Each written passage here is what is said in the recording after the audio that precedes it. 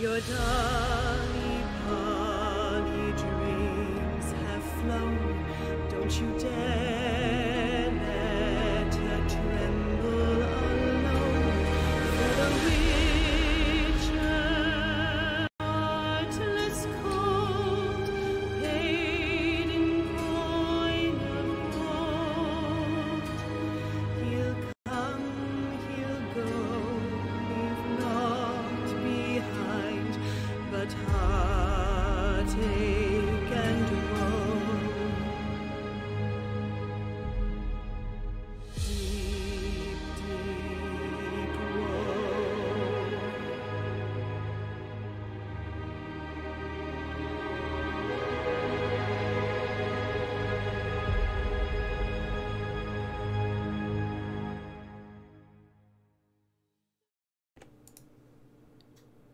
Hello everyone, good evening, welcome to our other prologue, the title of which I have not updated. My bad. Let me just grab that. I'm just an afterthought to Simon. I just forgot to change the prologue title, and I have no idea what the title should be because I didn't think about it.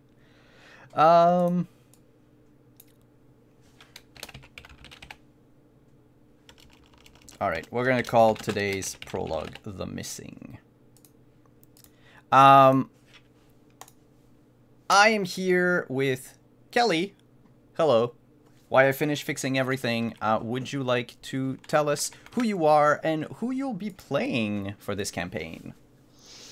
So, my name is Kelly, mostly known as the Opera Geek, and I am going to be playing Sisha of Gwen Creasa, who is a Witcher of the Griffin School. And I'm not sure if you want me to describe her now or if you want to wait until we get playing. We can wait until we start playing. Okay. Before we begin, however, I would just like to thank all of our sponsors here at Wandering DM. I would like to give a shout out to Mage Press, makers of 5th edition D&D supplements. You can check them out at store.mageandpress.com, and if you use code WanderingDM, you get 15% off. Our other sponsors, of course, is Found Familiar. If you like good coffee, check them out at foundfamiliar.com. Use code WanderingDM this time to get 10% off, and if you order for $50 or more, you get free shipping in the continental United States. And then our partners through the Diceomancy program, if you're interested in shiny dice made out of metal, stone, or semi-precious stone, thank you for the host. Check out the purple torch down below in the panels. Every click help.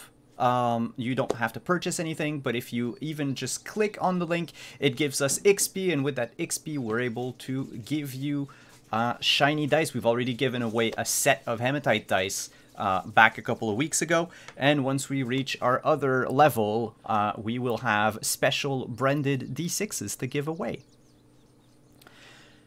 And last but not least, sponsoring this game tonight is, of course, our Talsorian Games, without who we would not be able to play this game, because they made it. So thank you once again, Talsorian, for being awesome. So, this prologue takes place a few years before the start of the game. We are currently in 1255, 13 years before the main events of our campaign. Yes, or a very young witcher, Sisha.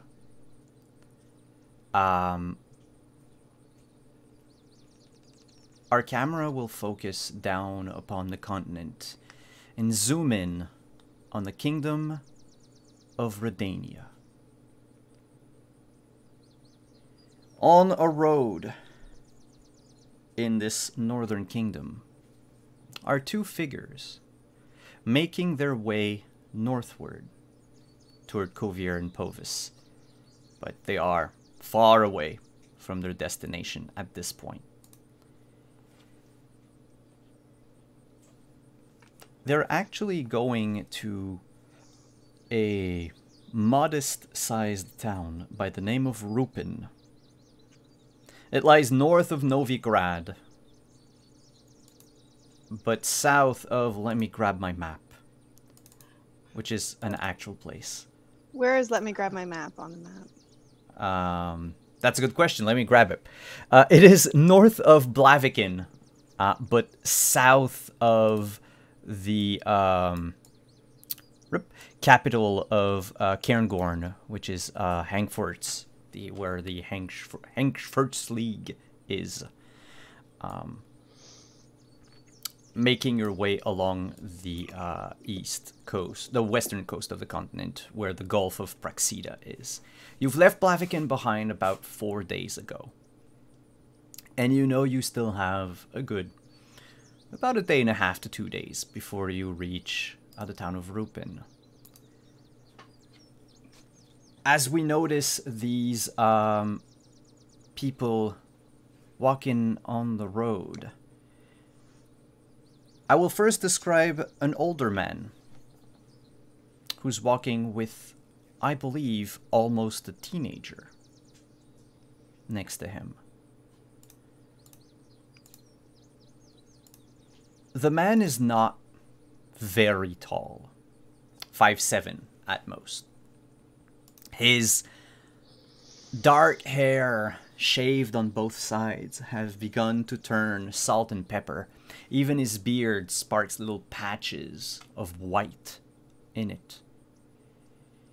He, of course, is wearing a studded gambazon, the standard for almost all the Witchers, but it is covered by these leather plates that make up shoulder pads and even little neck guards on each side of his neck. He has a bandolier full of pouches in which, you would know, Sisha, he keeps a lot of his ingredients, but also a special pouch reserved for his very special tobacco. On the bandolier is strapped a few potions that he always carries with him. Of course, on his back, he keeps, loosely in their scabbard, 2 swords, as he does not have a horse. He travels with them much like someone would travel with a backpack. So they're slung over one shoulder, while on the other shoulder he has a very small bundle just wrapped up in a blanket tied with a rope. His pants are nothing special. They're not reinforced or anything, but they've been patched up over the years. And his once sturdy boots have seen better days, obviously. There's even a hole where you can almost see his big toe poking out.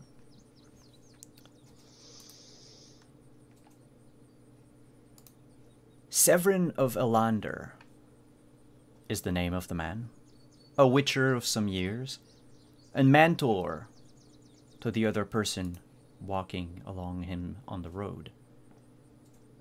Who do we see next to him? Well, the first thing you would notice is that she is taller than him. She is about 5'11", and she's very sturdily built. She's not slender, and she's not big, but she's definitely not to be messed with. She's also wearing a gambeson of leather with the silver studs on it. Fairly patched up, looks probably like it's been passed down from a couple witchers who no longer had use of it. And underneath it, you can see poking out a green, like, undershirt. And her boots. She obviously has her swords on her back, and she carries them a little slightly more awkwardly because they're obviously newer to her than they are to Elander. I'm sorry, Severin of Elander. Mm-hmm. She's very, very fair-skinned, and she has just like the barest hint of freckles on her face. And obviously her eyes are gold, but her hair is a very chestnut brown. And actually, one thing I didn't ask you, Simon, because it will make a difference as to whether I describe this next part, is this before or after my big life event with the catachan? I forgot to ask that. Well, I'll return the question to you. Would you want that event to be the reason why Severin is now traveling with you? Like the one, like, first time you were by yourself, that happened, thus he was like reassigned to keep you company for a while, to mentor you some more? Or would you like it to be after he leaves your company? I kind of like it to have been, either she got sent out on her own first assignment, or she found a notice and tried to do it on her own. Okay. To, make an impression. So I will read the next part. She was obviously successful against the catachan, but it did not go well, and for a while she herself was hunted. So what you see is her hair, which is a very chestnut brown, has been chopped off extremely haphazardly, almost as if she'd done it herself with a dagger, which is actually what has happened. So it's very short in some places, very long in others, like where she could reach, almost shaved in some spots. And on her left temple, sorry, I'm looking at myself mirrored. On her left temple, you just see 4 rather fresh scars running from right near her eyebrows straight up into her hairline, where it's quite obvious something almost got the better of her. She looks not sullen, but her face is set into very passive expression.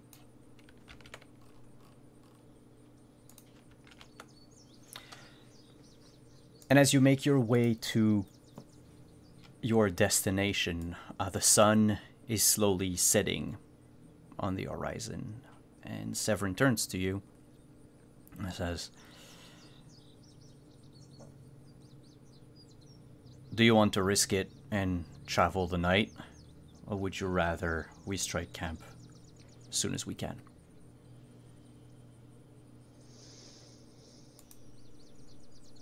Would you even be asking me that question if I hadn't already had this?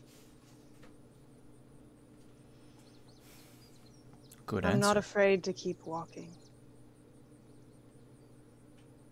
And through the night we walk. And Because those...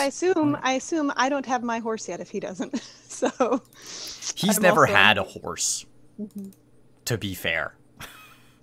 I do apparently own a horse eventually, but I have not yet named my horse. So, that's fun for chat. I would not let Twitch chat name your horse. Let's let Devin Rue name my horse. Oh no, that would be dangerous. Let's not. That might also be dangerous. Oh. All right. That said, those are about the only words that Severin utters during your travel, at least until nighttime. He keeps just, looking ahead on the path, sometime looking from side to side. You haven't crossed any travelers since you've left Blaviken. The road north is not one that is taken by a lot of traders. But after a few hours of walking in silence, he finally breaks the silence and asks, "Where do you think you will go once my mentorship is no longer required?"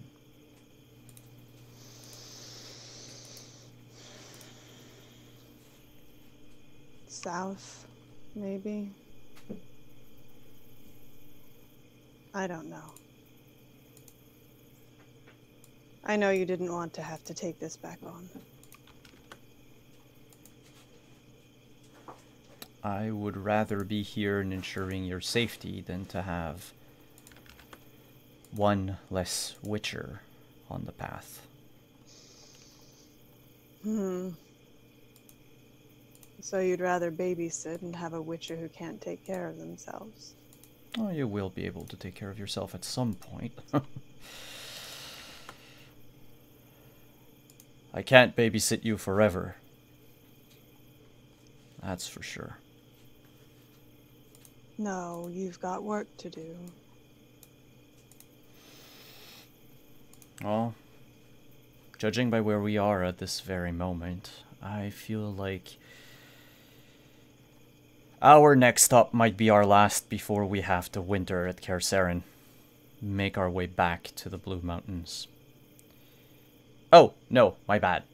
That is true. Pavis. Yeah, but also, the school doesn't exist anymore. Yes, didn't we get destroyed at some point? Yeah, it got destroyed. I forgot about it. I got mixed up in my schools. We're gonna have to find some place to winter. Lest we die of exposure on the path. Well, we don't want to die of exposure. I was thinking of maybe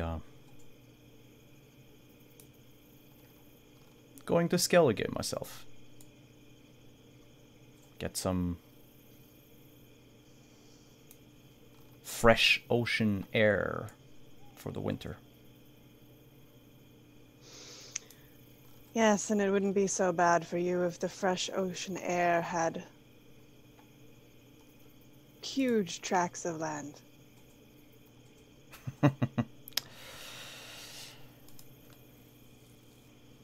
I mean, You've it's a perk of never. the place. Yes. It's about the only place that we've ever been where I haven't seen them treat you like shit. You're gonna have to get used to this we are treated like shit everywhere we go. I'm used to it. Hey, at least the scars mean even less people will talk to me now. That might be bad for business. You're gonna have to surround yourself with people that can talk to people, you know? I mean, how much talking do I need to do to say, how much will you pay me? Say what happens if they don't.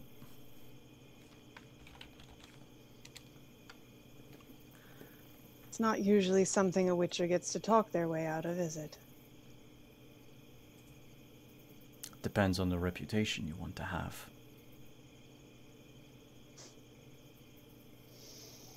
No, don't worry, I'm not like the cats.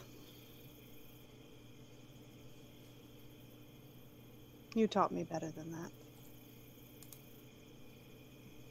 Good.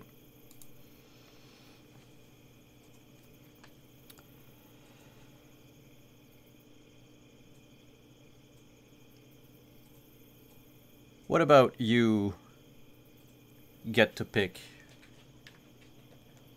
whatever job you want when we get to Rupin? Just how many jobs do you think there's going to be in a backwards town like Rupin? If you're lucky, none. If you're unlucky, we might have to catch a runaway goose. Geese are trouble. Always. Foul monsters.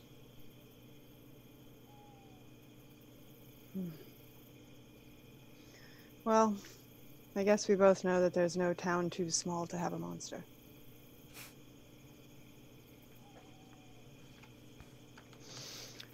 Why are we headed that way anyway? It's kind of the opposite of where you'd need to go for Skellige. Mm-hmm. But I heard that Northern Redania was having some issues as of late.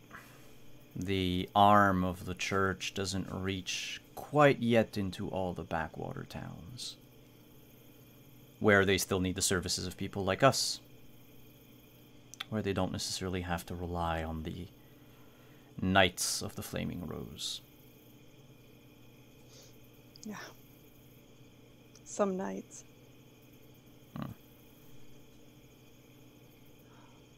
Do you think they're going to take over everything?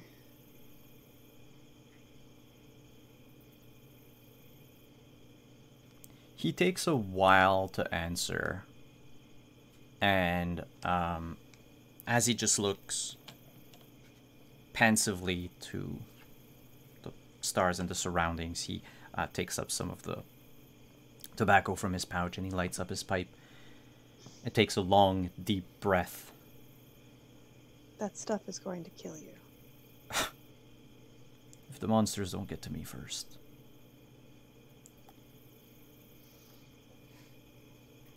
I'm afraid that they will, at some point, become our successors.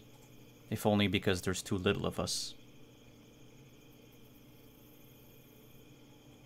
How long's it been since we heard from any of the other schools?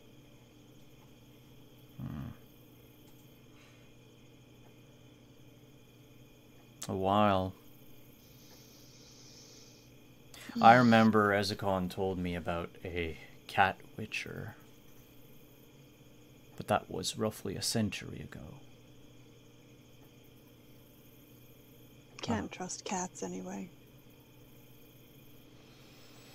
You never know who's actually paying them. Yep, that is true. But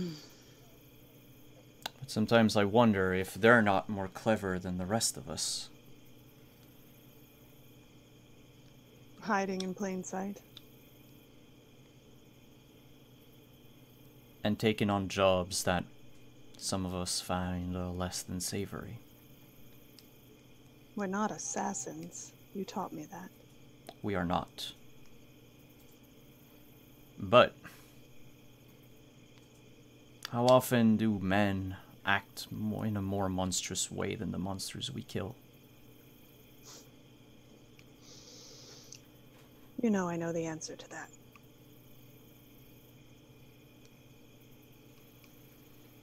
I can usually at least find a reason that the monsters do what they do. For many, it's just a question of survival. By the time this entire continent is settled with people, if we still live to that day, nobody will have use of us anymore. And then the only ones that might survive are the cat, which I am loath to admit. I've heard there's still a few wolves running around, but not many. I've heard the same tales of a white-haired witcher. I don't believe Geralt is actually back, but... No, that pet bard of his probably wishes he was. Now where is he going to get his stories? Time for another witcher to shine, I guess. Then again, the less attention we garner, the better it is for all of us.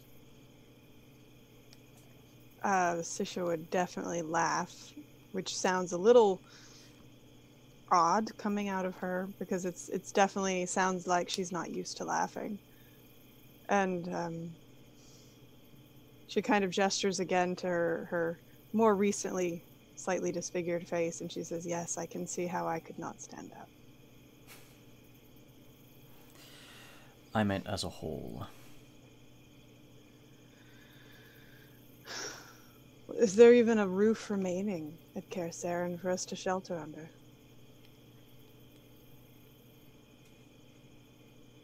I don't think there is anymore.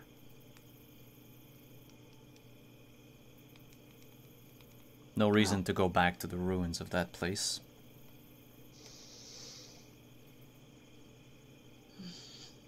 Well, you can go to Skellige. Who knows where I'll end up? Maybe Zerrikania. That is a faraway place. Warm, though, from what I've heard. Yeah. But I've heard they've got black and white horses. I want to see if they're real. Are you sure they're just not cows masquerading as horses? Do cows have stripes? A striped horse? A striped horse. It's what I heard anyway. I read it in a book. And you know, you taught me to memorize everything I ever read. There is no stronger weapon than that of the mind. True. Speaking of... Yes. Oh no, that sounds like he's gonna make me make a dice roll. Could you... Could you recite from memory Oh no. on the ecology of ghouls and alghouls? That is about 300 pages long. And we have another day of walking to do. You know I don't like to talk that much. Well then, walk in silence we will. You've never had a problem with it before. John of Bruges is so long-winded. I swear he takes 20 sentences to say what he could say in one. Were they paying him by the word? I think so. Makes sense. At least Either way, as they start walking, and he walks in front of her, she starts muttering under her breath and reciting the book from the beginning, which would take several hours, I believe. It's a pretty sick book. Yeah. By the time you reach the conclusion of the book, the last couple of chapters, the sun The moon has fallen, the sun has risen. And two somewhat tired witchers make it to the gates of the town of Rupin.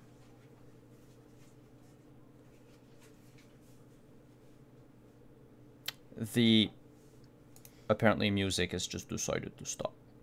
Oh no. Well, thank you, music.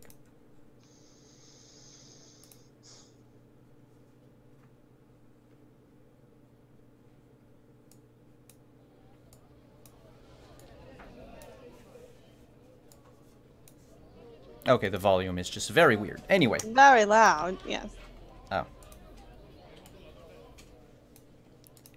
Oh. Rupin is a small fortified town on the tradeway between Blaviken, or even Novigrad, and Hangsford. It doesn't have that much of a strategic value, but the fortification here are very recent, as if they either suffered a slew of attacks from something and had to wall off the town, or maybe they just decided that, you know, this town will house the actual citizens, and then they wanted to create like a disparity between those that live within the walls and those that live outside.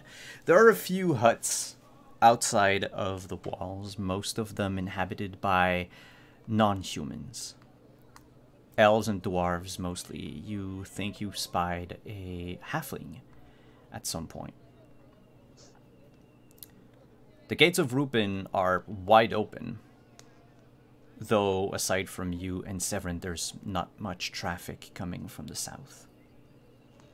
The streets inside are narrow, not paved. It's just dirt road. The walls are made of plaster and timber. The most of the buildings are simple one-story buildings with either thatched roofs, or some are actually tiled. There's a few children on the street that stop whatever they were doing, playing with sticks in a puddle, to look at the two of you entering the town.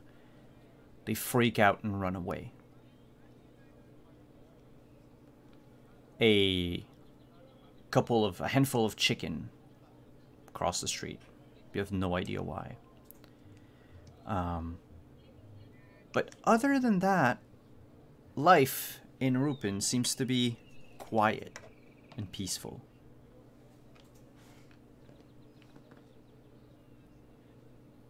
Severin says they're bound to have a bounty board or something. Would you like to go take a look while I secure lodging for the two of us? Sure. Where's the inn so that I know where to find you? I have no idea. I'll ask good. around. All right. I've never been here before.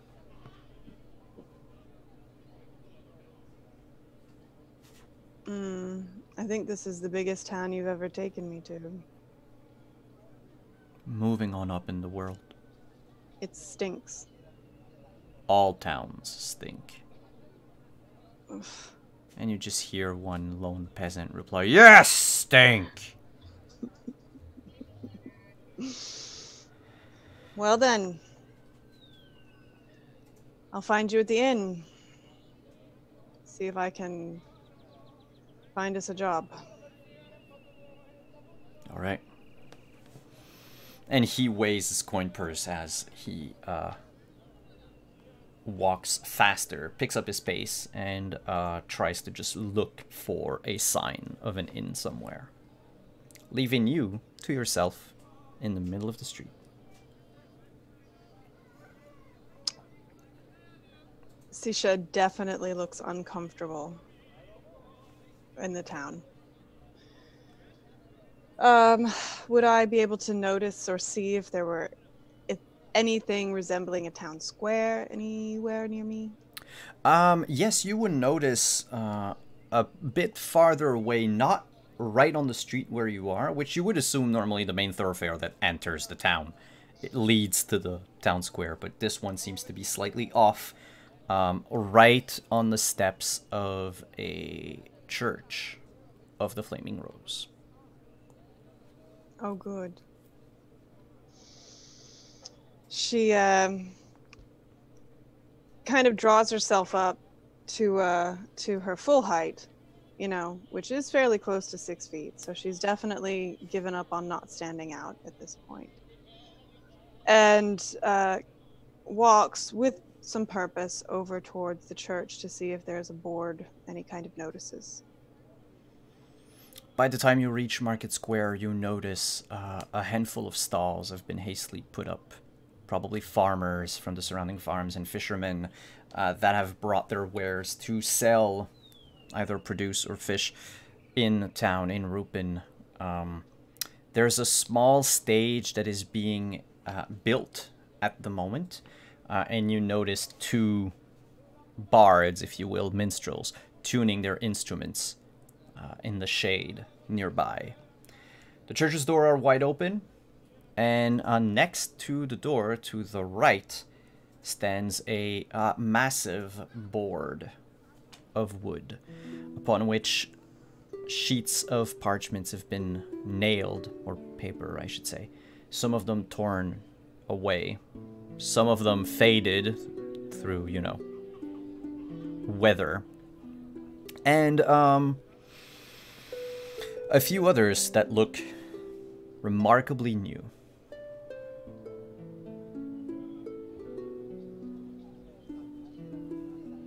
You're muted. Figured. She would definitely approach and take a look at the older sheets as well, because maybe there's still information on them. But some of the newer pieces, she's definitely disappointed that the church has already found its way here. It's, by the way, the church is not a... Like, it's not like a massive building made of stone or anything.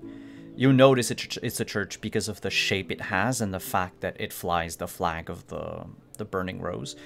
But it's a wooden building. Maybe closer to, like, a chapel than a church. Though it is churchy in size. It can house probably a good, like, 40, 50 people. And on the board, you notice some of the older papers. One of them is about the birth of a little girl called Marion, and that people were invited, but then the date is just all but faded. Someone also put in a notice that's almost hidden by all the other notices, of a that there is a necrophage in the well, and that's why the water is tainted. Another paper is about the wedding of two people in town, one of them called Jutra and the other called Anaska. And Jutra and Anaska are asking people to only bring gifts from the following list. And it's like a list, almost half-faded list of what can only be assumed are very expensive things, like wine from Toussaint, or carpets from Zeracania, and other some such that, you know, peasants in northern Redania could ill afford. And those that cannot bring gifts, of course, are not invited to the wedding. The other note is about the cancellation of said wedding. For Jutra is a lying pig, but there's nothing else on it. And then the other one, which is it's both the most recent and also the one that's been nailed to this board multiple times. and it's about a male kidnapping hag. I assume you mean male men and not the male. M-A-L-E. I mean, I think a hag that stole the post would be interesting. Yes. But it reads as thus. Looking for enterprising individuals to deal with the local issue of male kidnapping hag, offering generous reward for the return of the taken, and more for proof of the hag's demise. Inquire to Petrov. To Petrov? Petrov, yeah. Okay. And it's been nailed at least 4 times. You notice the oldest is like yellowed almost, and all curled. And it's actually some of the prior postings that I told you about, the notices on it, you had to remove these sheets because they were nailed on top of the other ones, as if Petrov wanted someone to take care of his shit more than anything else. Okay. Sisha would definitely take... She would reach under the papers and rip down the one about the necrophage in the well. And then she would rip down the one about the postal service hag. Cool. And she would fold them and tuck them into her bag while she keeps kind of looking around, hoping that she's not being noticed by any actual knights of the Flaming Rose. There are no knights, but the people working in the market square have stopped doing what they were doing, haggling or building the stage or tuning their instruments, and they are all staring at the tall witcher that just made her way into the middle of town square. So as she's tucking them in her bag, she kind of turns around, and that's when she sees that everybody's looking at her, and she's just like... And she starts to walk straight back through the square, and she's trying not to have to actually interact with anybody. Can you make me an awareness check, please? Oh boy. Okay, so awareness. Awareness. Where are you? Awareness +5. Yes? Yes. Yeah, if you just click on the dice, it's going to ask you for like other modifiers. We don't have any. Okay. And then it'll add everything by itself. 16. 16. You do hear a few people mutter under their breath as you walk past them. Mutant. We're doomed. A witcher has come to town. We're in trouble.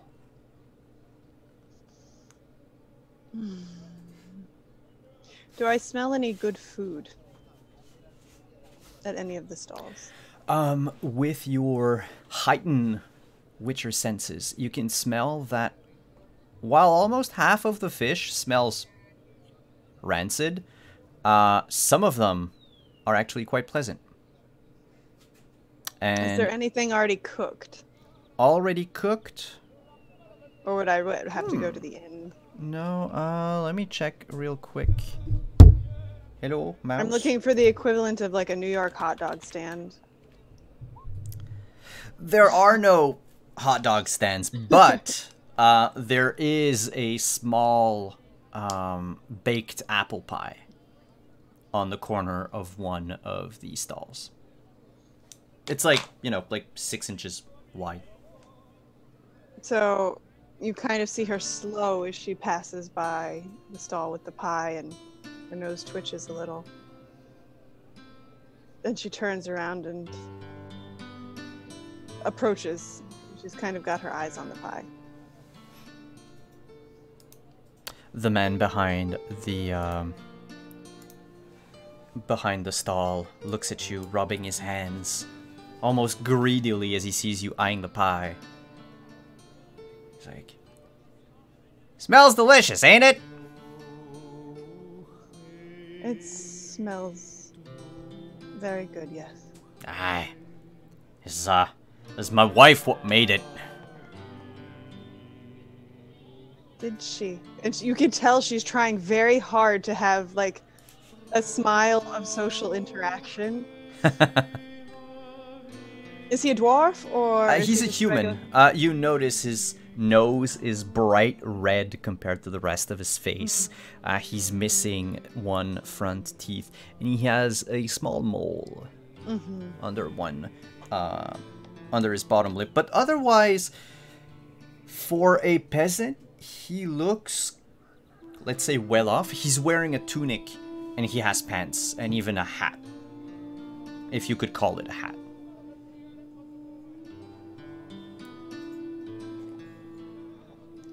It smells like your wife. Bakes very well.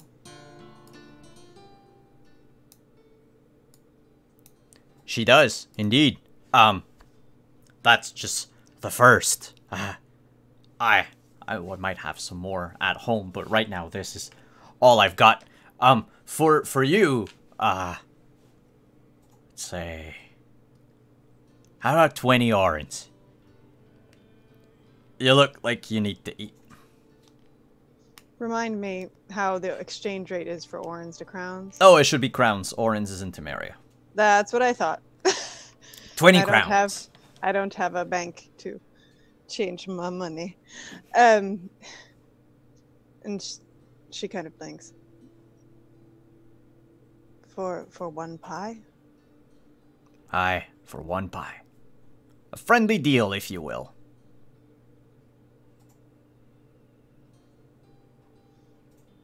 Where else are you?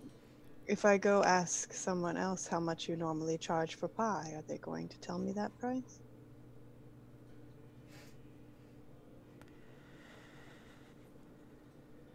They're going to tell you something very similar. I can promise you that. I can't imagine why. And she looks down at the pie and she smiles to herself. And when she looks back up at him, she has a very beatific smile upon her face. And I don't know how you want me to roll for this at all. You want to use your thing? I'm going to use my thing. So that would be just spellcasting. Straight up spellcasting. However, you are going to have to burn a few points of stamina to do this. That's okay. I'm going to the inn. So that would be, let me just check real quick.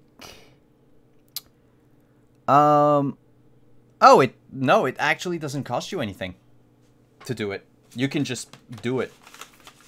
It costs stamina when you want to basically overdo it and stun someone. Oh, no, I don't want to overdo it. So do I roll just a spell casting? Just a spell casting. No additional modifiers. 1d10 plus my spell casting mod? Oh, you can just click on the button next to spell casting. Do I have a button? I've got an arrow. Yeah, it's a basic roll. roll. Here we go. I got it.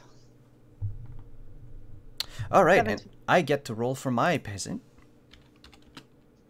Using their resist magic. Yeah. Farmers don't resist magic that much.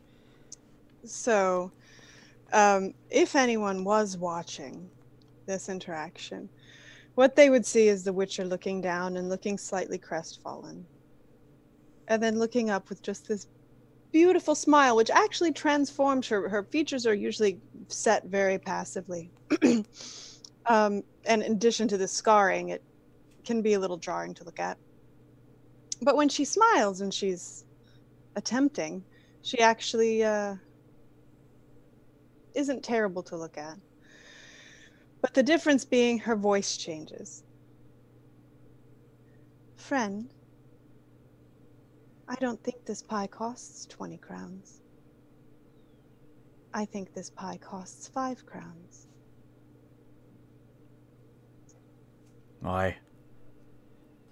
I'm sorry I tried to swindle you. 5 crowns it is. And she's reaching in her bag to pull it out. You really shouldn't try to take advantage of people, and you won't do it again. No, I won't. Though you're not people. Right. What was your name? Rob. I'm sure I'll see you again, Rob. And she'll pick up the pie and just walk away.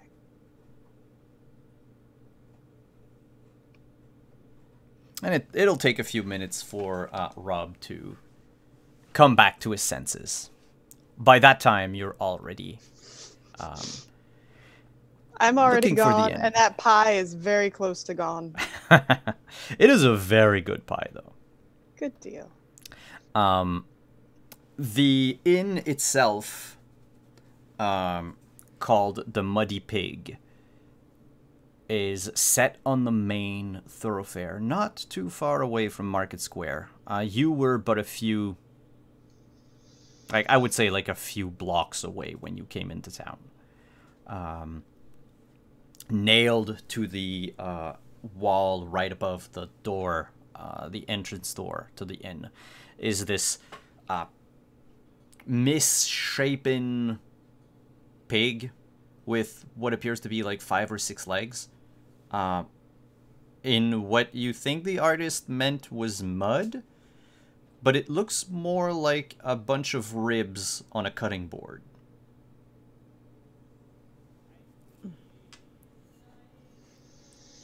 She would enter and see if she sees Severin. Severin is inside.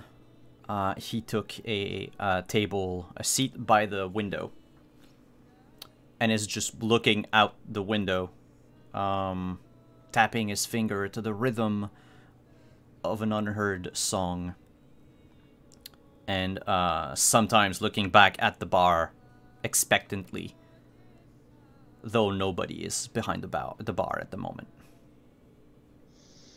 Sisha would head over and put down about a quarter of the pie in front of Severin.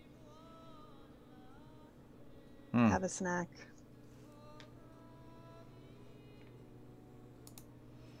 I figured you lost the rest coming here. I found 2 jobs. And a pie.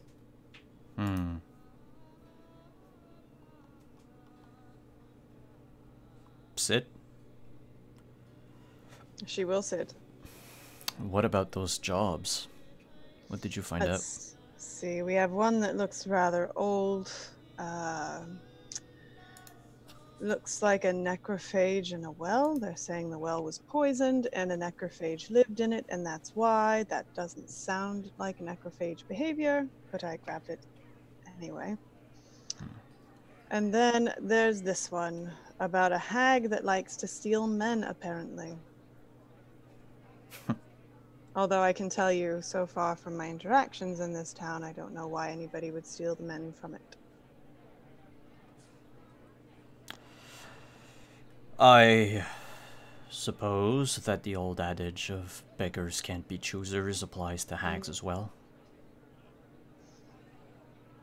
When you don't know any better, I guess anything looks good. Speaking of looking good, and he takes the quarter of the pie and just shoves it in his mouth. I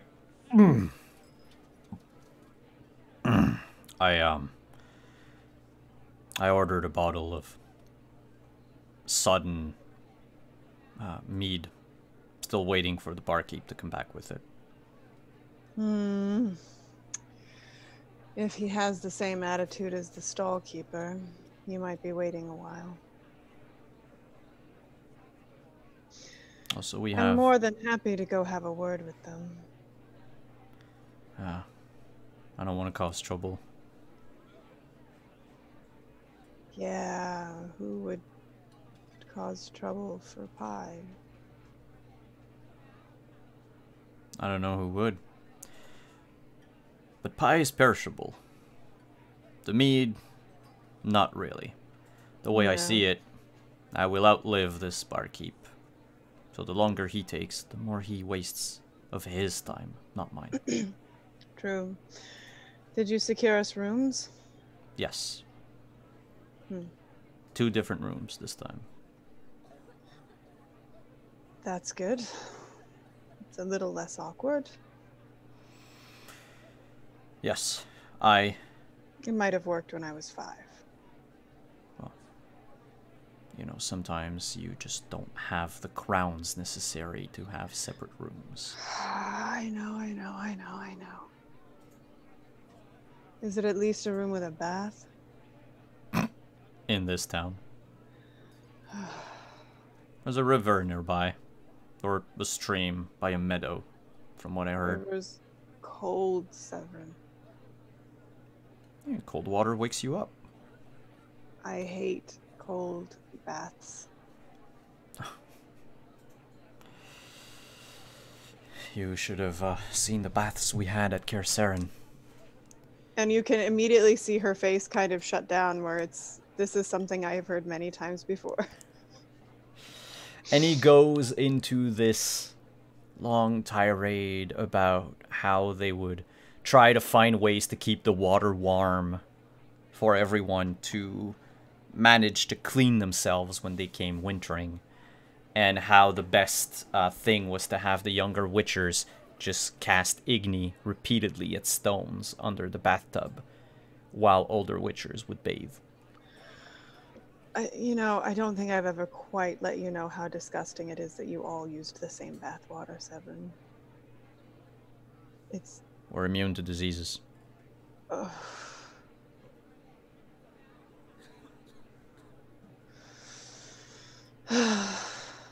So, hag, necrophage. Oh, the necrophage one seems a little weird. I didn't see any sick people. I'm thinking it's probably just a body in the well. Yeah, we could ask around for that. Speaking of, here's the barkeep. And the barkeep shows up, a man in his 40s, balding, a bit pudgy, but still looks relatively in shape. Probably an ex-soldier or something of the sort. Someone who used to keep active for a while. But he is shaking as he brings the bottle from up from the cellar, carrying 2 pewter mugs in one hand, and you can hear them clang against the other. And it just there you go, Master Witcher. Just don't do anything to my inn or myself. I have a family. And Severin just smiles and nods and says, "Thank you." Severin, did you pay for this mead? Oh, I did. He looked like he had seen a revenant the moment I set foot into his establishment. Barely wanted to touch my crowns.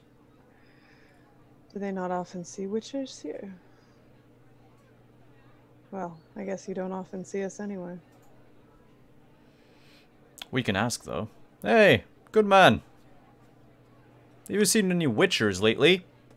And he's like, I've not, no, sir, it's just, I've just heard rumors, legends, things, don't slaughter anyone, we're not here to sour your mood or anything, it's just, What makes you think that we would kill you? Is someone paying us to kill you? Is someone paying you? I haven't done anything wrong, I swear. It's just I've been reading from Master Dandelion, this story about the incident at Blaviken. Yeah, it's we haven't done anything. We are very welcoming of mutants here in town, and I shouldn't have used the word mutant. Of people like you, in here. She gets a big old smile and says, "Please be quiet." Okay. Do you know where I can find Petrov? That's the father, Petrov. He's a priest? Yeah, he came into town about 15 years ago.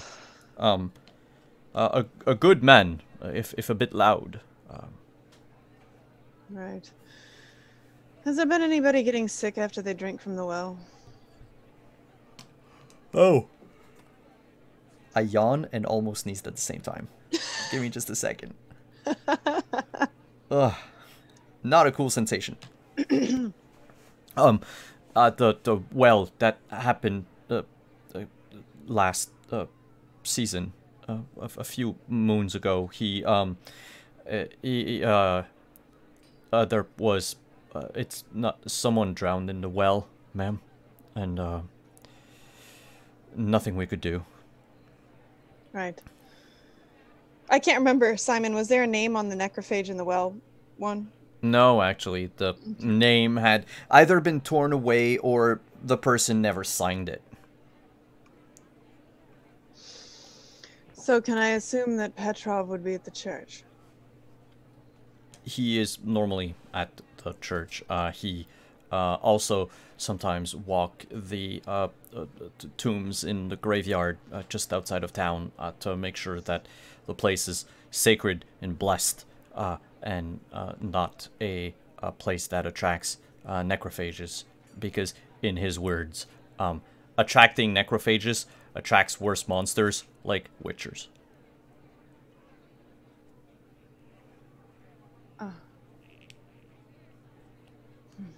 He's all for preventative measures. I don't think he dislikes your kind. Do you have a bath here? A trout. Never mind. At this time of day, would you expect him in the cemetery or in the church?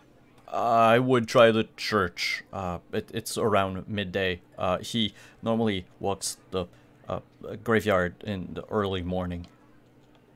Says that the necrophages can't stand the heat of the sun because it's holy or something like that. Right.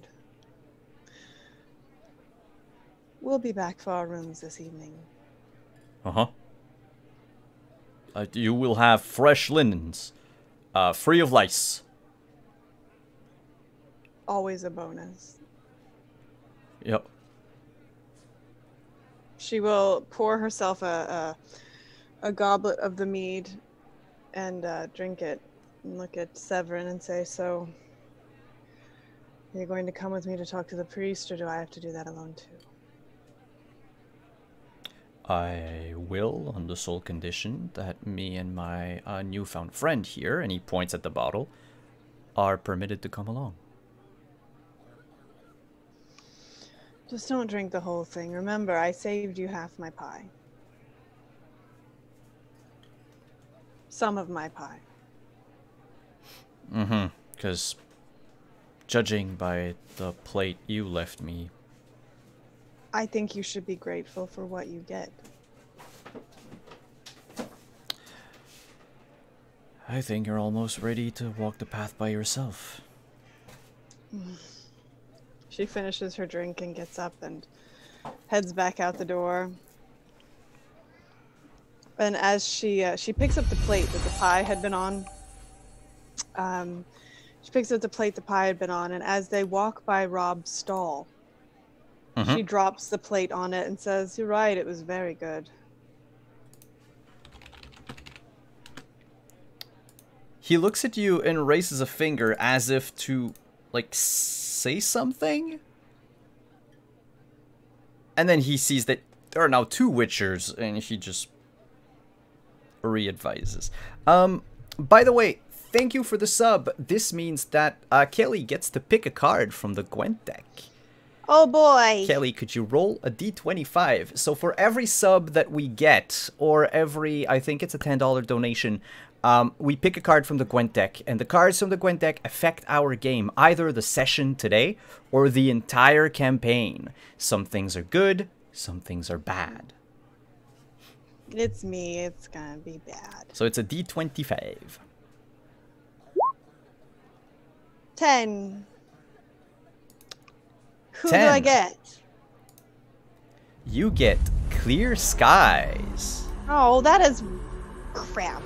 No. Clear skies remain in play for the rest of the campaign. And you can Okay. use it to get rid of cards that you would not like. It actually gets rid of all the cards in play. So if you Okay. accumulate something that's bad, you can always use Clear Skies to clear it. And now I get to roll again, apparently. And because we got yes, another you sub. get to roll again. So let's do that right away. Roll 1d2, 5. 12. A 12. Ooh, the power. Triss Marigold. For the rest of tonight's session, you and any spellcaster in the team count as having a focus of 1, which means that you can now spend 1 more stamina point on any spell that you cast. But I don't use stamina for my spells, right? Yeah, you do. Oh, I do? Okay. Yeah. In You have combat. Oh, yeah. Yeah, you have a vigor of 4, I think, because you're a witcher. Yeah. Yes, because I'm a Griffin Witcher. Yeah. If I remember correctly, I have 4 vigor. So now it's as if you had 5 Okay. until the end of tonight.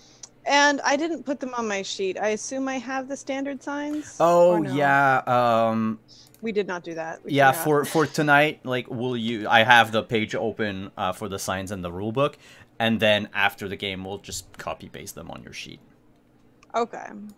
I hope at this point of my life I do know what the Witcher signs do. I just think it's funny that somehow Triss Marigold managed to show up in this game after I said I was not going to be playing Triss Marigold tonight. And yet here she is. And yet here she is. Okay. So my dog is losing his damn full head in the hallway. I don't know why he's so mad. So yeah. Going to the church. We will walk to the church and head on in. All right. Severin gives you a bit of room. He's walking with you, but he's holding back by about a step or so. Clearly letting you drive the show. Inside the church are a couple of rows of pews with a small altar. It looks a lot like a Christian church. But, of course, on the altar is a brazier with a sizable fire burning. The priest that you can see wearing long red and white robes is currently stoking the fire and muttering a song under his breath. You can barely make out the lyrics, but it seems to be something very bawdy. Under her breath, just to Severin. Aw, thanks, Chris. Thank you, Chris. Whoa. There's Tilly. Hi, Tilly. And that's loud. we're gonna draw 2 cards and have a hype train, apparently, that has begun. Hype train! Okay, come on, dog. You can come help me draw Gwent cards. Come on. Okay, so let's do that first. So 2 more or 3 more? Woo! Hi, also, Pirate Jesus. So that would be 2 more. 2 more. Okay. Let's see here. That my dog is a parrot. Yeah, let's see. Yeah. He gets mad if we close the door to the bedroom. So it usually turns into him and the cat like doing their thing in the hallway. 18. Ooh, nice. Hi. We have our first Ithelin card. Ooh. This is a mystery card that will remain in play until you draw 3 of them. There are 3 of them in the whole deck. And if all 3 of them are drawn, something drastic happens to the campaign. Whether good or bad, we don't know, but just drastic. It's, if you remember Ithlin's prophecy, it's not good. Yeah, it's not good. Roll 1d2, 5. I think Tilly's here to report back on me to Doug. Oh my god, 16? Yes. Here's the second Ithlin card. Oh, we've already got 2 and the campaign hasn't even started.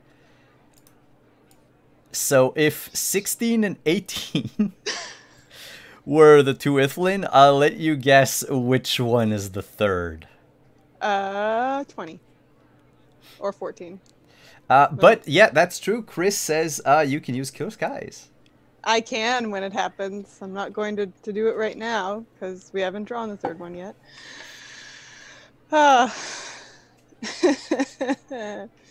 Alrighty.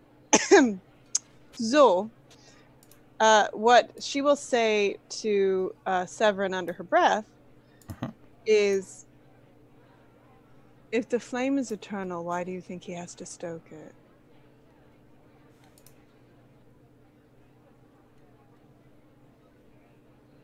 I have no idea. Not a religious man myself. Do you think Igni would turn it off? Don't you think it would be rude? Get paid Antagonizing. first. Yeah, good idea. Father Petrov.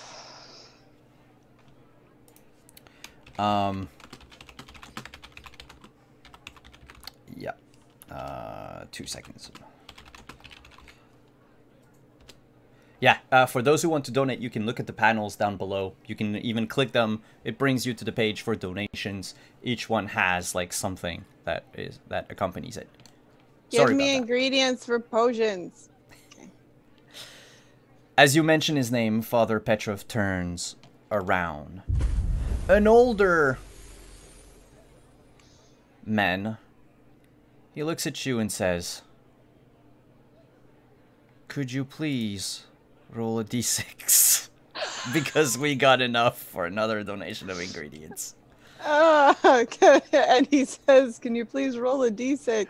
Yeah, he breaks kayfabe. It would be, it's a D, is it a D6? Yes, a D6 of one single ingredient. 1, 2, 3, 4, 5, 6, 3. 7, 8, 9. So 3 of, can you roll a D9? Stupid. Thank you, Godless Lawyer, for the cheers. 3. 3 of 3. So that's 1, 2, 3. That's either or ether. Haha, Gullix gave me ingredients for potions. So, and now So we have 3 another cheer. Yep, so 3 ether. Yeah, and then roll again. Oh, they're on the overlay, so you don't need to add them to your sheet. Okay. So another d6. And roll another D9. 1d6. Roll 1. Just one? One rebus. Okay. Which brings the party to 6 rebus. Oh, Simon, why didn't I take the diagram for white gold so I could get shit-faced? Oh, that was dumb of me. I mean, you can hunt for that recipe. Yeah, everybody or anybody in this chat who's watched my Witcher games knows that RNG is not favorable to me when it comes to finding my damn potion diagrams. I had to beat the end of Blood and Wine without vampire oil. That was fun. Oh boy. On Death March. That was not fun, actually. I cried. Okay. Father So, Petrov, Father Petrov turns yes. to you and says,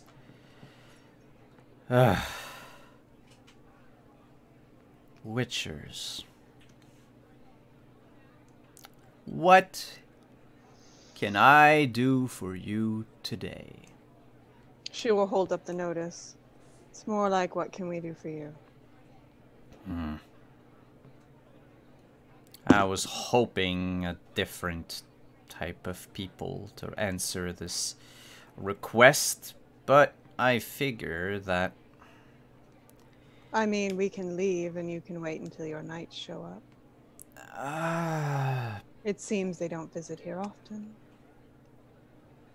No, they do not.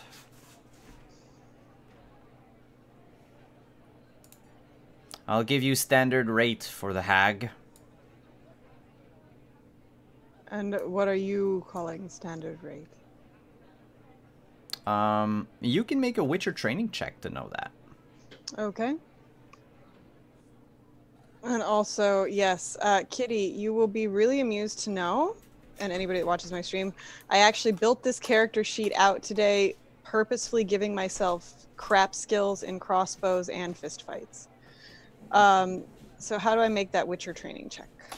So you go on your page of profession skills. Mm-hmm.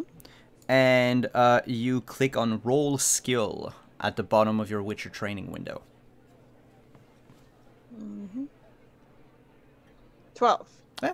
12 is enough to know not a whole lot about hags per se, but you know that the standard rate for a hag is 500 crowns. Okay. 500 crowns, Father Petrov? Yes, and not a crown more. The way your merchants haggle, that's going to be enough to buy me a chicken. Goods are expensive here in Rubin. We are far away from Novigrad and Chedogor and all the other big cities. Well, information. Where? Where have they been taken? When have they been taken? Time of day? Age of men? All able-bodied. Between the age of 18 and 24. She has a type. I would not be surprised. She lives west of town. In a ramshackle hut. In a hut. Yes. She'll glance back at Severin. Have you known any hags to build a hut? I once saw a hag pile up a bunch of sticks. That's about it. Can you describe this hag, Father Petrov? I can.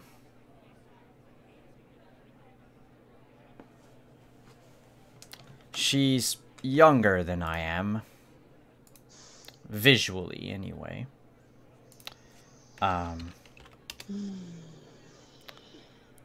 Black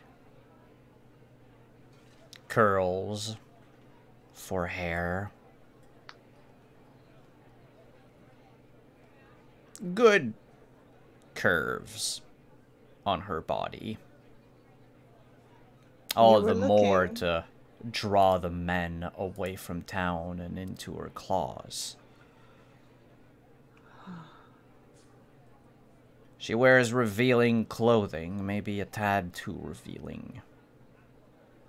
Again, to capture men and possibly some women's attention. She comes into town roughly once a month, the day after the full moon. And of course, whenever she comes, there's always a gaggle of wide-eyed, drooling idiots following her around. She was seen speaking with some of the missing people.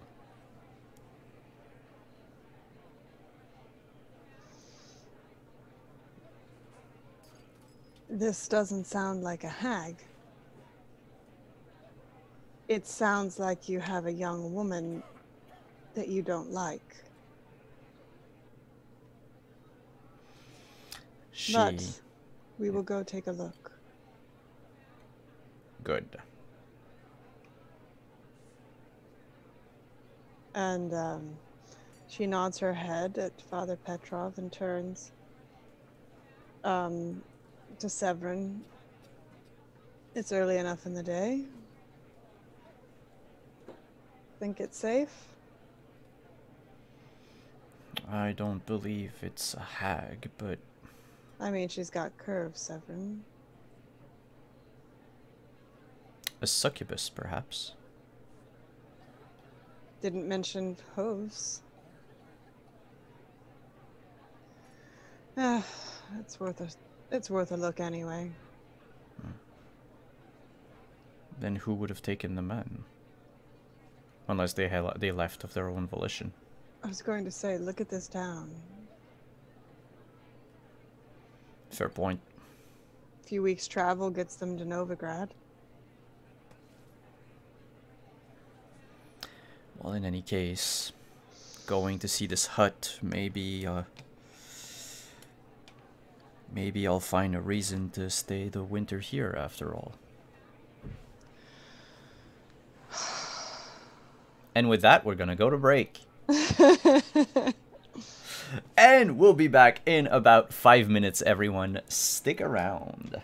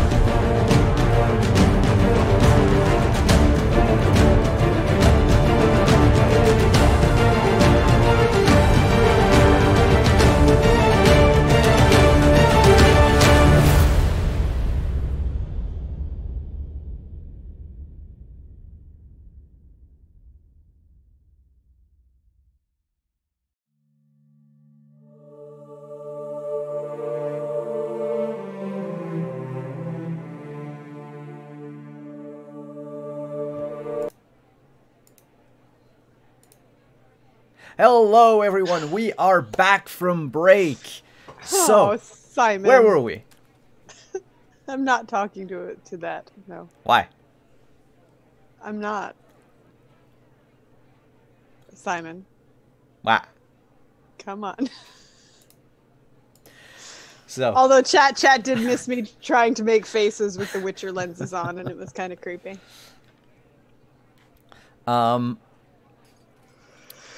so there we were, with you leaving the church. Yes. So, yeah. Severin, Hmm. shall we? West, he said. West. Shouldn't be too hard to find, especially Can you if... believe that man tried to charge me 20 crowns for a pie? 20 crowns is a decent price in Novigrad. This isn't Novigrad. I know. I talked him down. You... What did you do? Talked him down. What's the point of having it if I can't use it for pie? Well, just careful you don't get caught or anything. I know what you can do with that voice of yours, but someone might get spooked. You don't want to spook people too much. We've been down that road. So, West. Indeed. He didn't tell us where exactly, though, so I guess we're gonna have to search a bit for ourselves. Keep walking west. Yeah. You make your way out of town and westward, whatever it is. There are multiple tracks leading into a wooded area. You've passed by 2 farms before reaching the woods. And as you make your way through the wooded area, I would like for you to roll an awareness check. Do I have an option? No, you don't have any other modifiers. Number we're looking for is a 16. And remember, you can always spend luck to boost your result. 17. But you don't need luck. Go on, Ed, luck. As you walk through the woods, and it's not like a heavy, dense forest where the sun barely shines or anything. It's a forest, a decent-sized forest, but the trees are several feet apart. And after a few minutes of walking in those woods, you can feel the barest hum of your medallion. The faintest hum. She would look over at Severin to see if he hears it too. Or feels it too. Severin is drinking from his mead and doesn't appear to have noticed it. And if you look attentively at his medallion, you notice shaking feebly as well. Right. So I will walk in the direction that the medallion seems to be pulling. Bless you. Oh crap, I thought it was muted! That's okay. Yeah, but Insane Kitty makes fun of my sneezes, so... Oh, I see. Sorry, everybody. The medallion normally hums whenever you're within about 100 feet. From 30 yards or so from whatever procced it, if you will.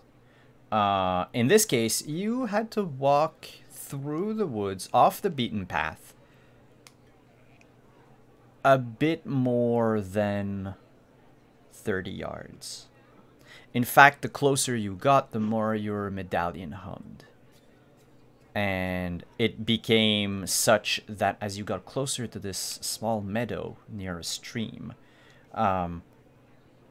the medallion almost doesn't touch your chest anymore. It's almost like pulling you by the neck to the center of this meadow. Do I see a hut? There is no hut in this meadow. In fact, you notice at first glance that the grass has been trampled.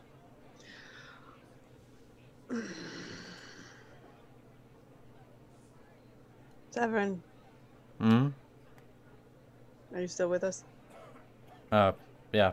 As soon as I started following you, my medallion went off. I figured yours probably must have caught it before me since you were closer. No hut.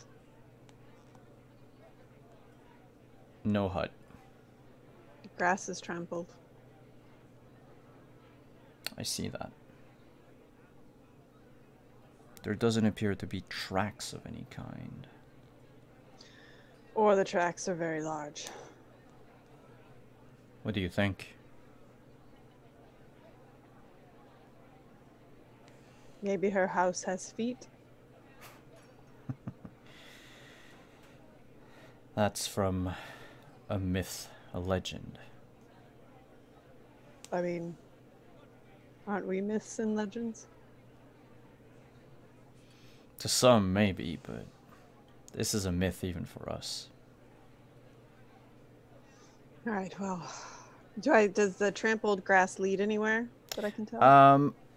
It appears to be a circle. The grass is not that high either. It maybe reaches your ankle or a bit above. Can you roll either wilderness survival or awareness? Your choice. Definitely awareness.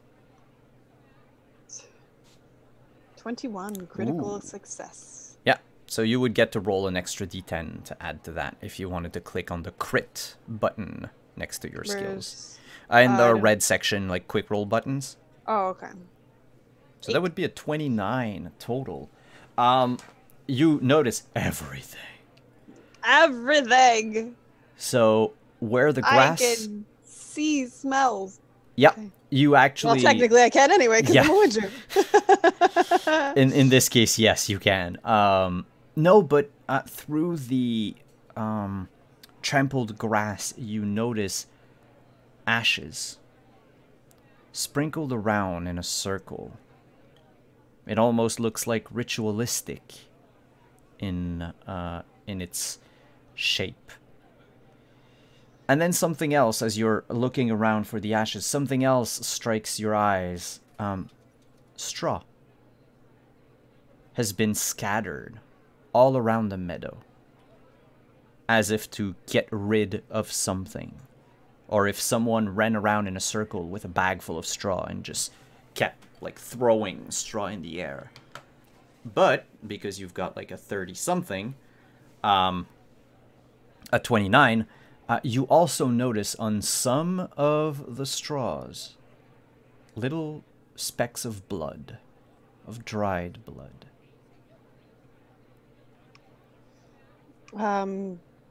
Sisha would kneel down next to the circle of ash and see if it is any kind of ritual symbol she would recognize. That would be, because we're talking about rituals and magic, we'll go with education. Oh boy, the thing I said I didn't need today. Great. See how that works. Uh-huh. Yeah, 10. It's still better than nothing. With a 10, you don't know any spells per se that requires a circle of ash. It might just be like folk superstition or something. Like someone sprinkled ash in a circle to maybe protect themselves from something, but it definitely is not what made your medallion hum, is not what was inherently magical. In fact, and I'll use that 29 in awareness, the very center of the circle is where the medallion hums the most. There's a small mound of moved earth. Almost imperceptible if you look at it from like the exterior of the meadow. But when you're, 2 feet from it, you notice that it's like someone had dug up a hole and then filled it in, yeah, afterwards. While you're doing that, by the way, Severin is walking like around the perimeter of the meadow, looking for things as well. The first thing Sisha would do when she notices that is she would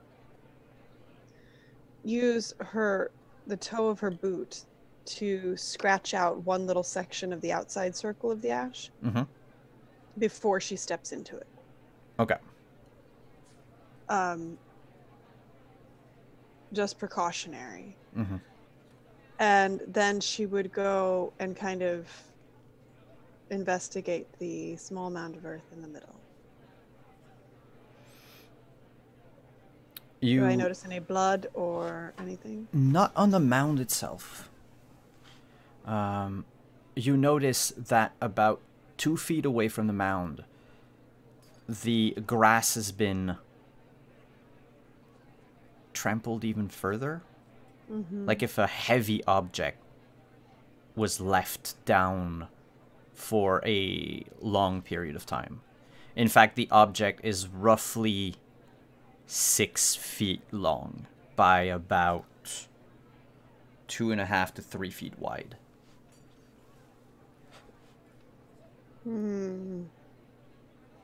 You're digging up the earth. Moving it, yeah. Moving it, yeah. And you notice it's a hole, roughly a foot deep, about 1.5 feet wide.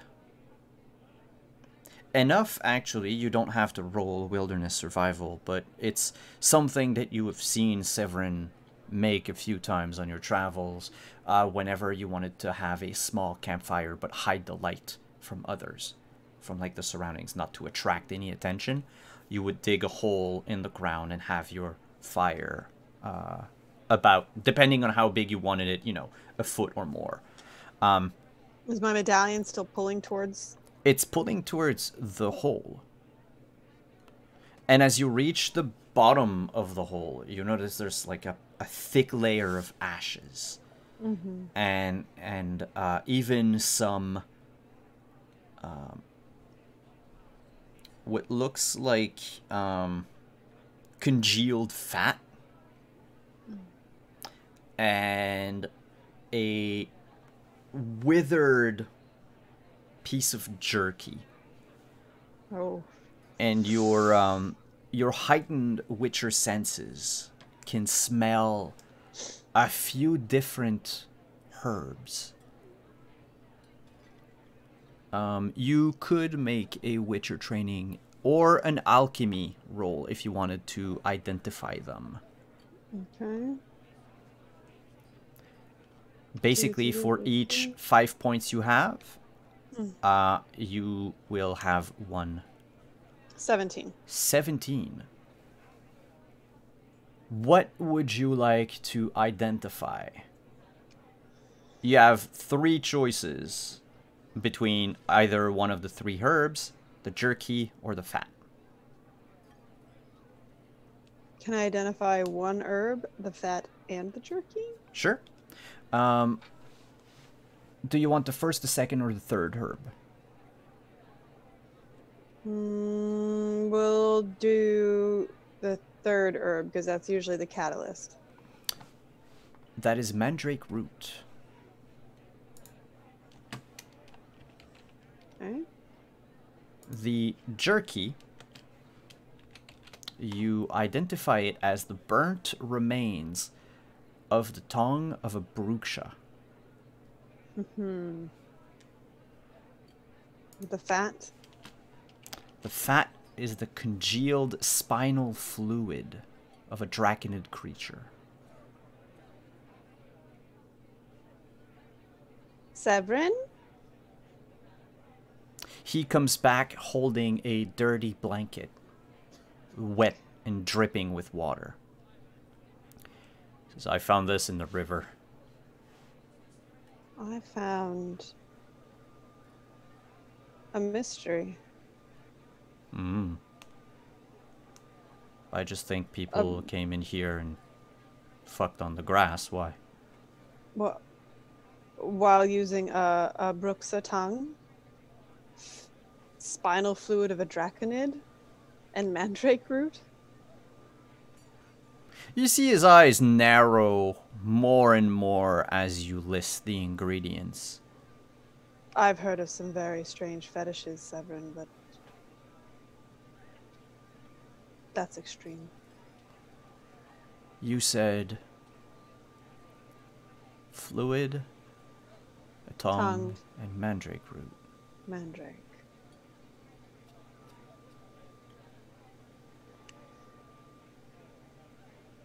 Her behavior didn't sound like a Bruxa.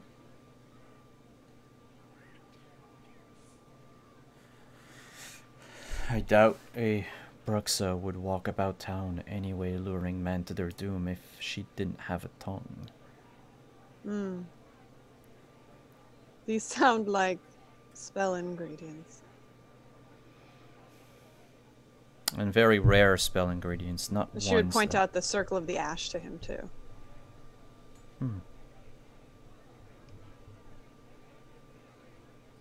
And it looks like somebody had a body over there. And she points out the trampled area. He looks around and says, we're not in a hurry, are we? Where could we possibly be hurrying to? Good. Get your alchemy set out.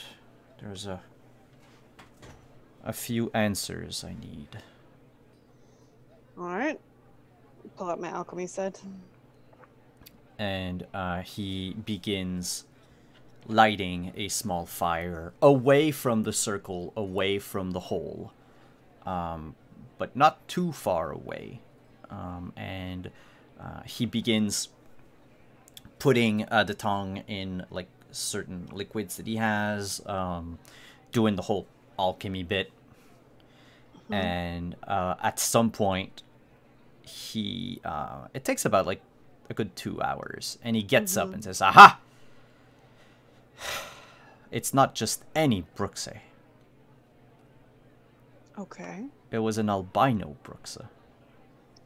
How could you possibly know it was an albino Bruxa? The genes.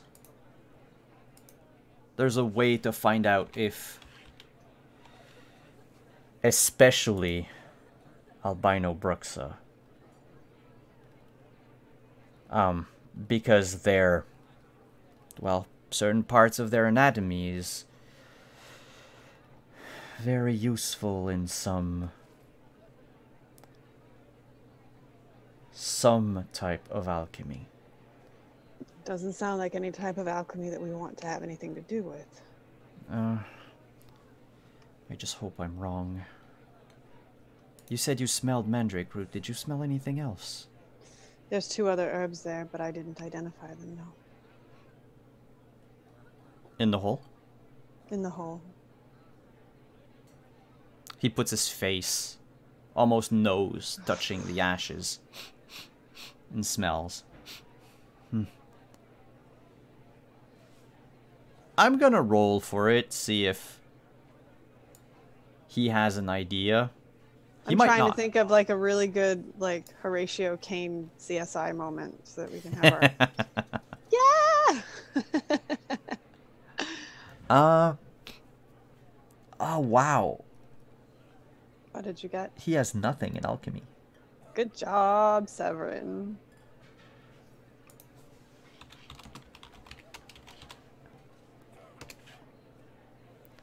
Not terrible.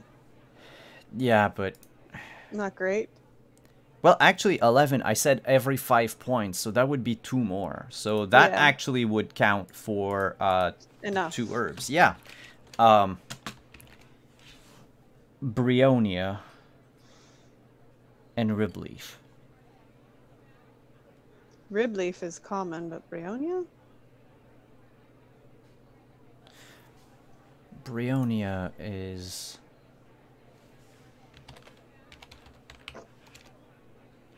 I just need to get to the page of the crafting. Something that is only found, well, mostly in mountains, unless you have an actual garden. They don't grow in woods or in fields.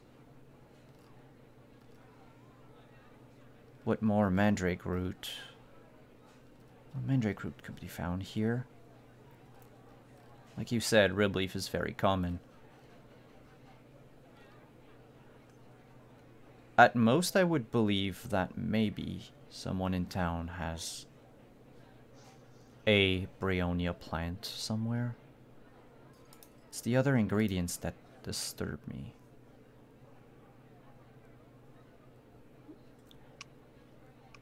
Anyone who has a tongue of Abraxa either has skill or money. Yeah.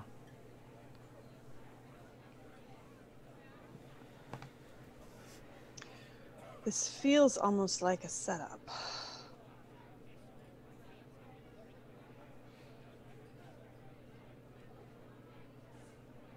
I can't recall anything, any potions that would.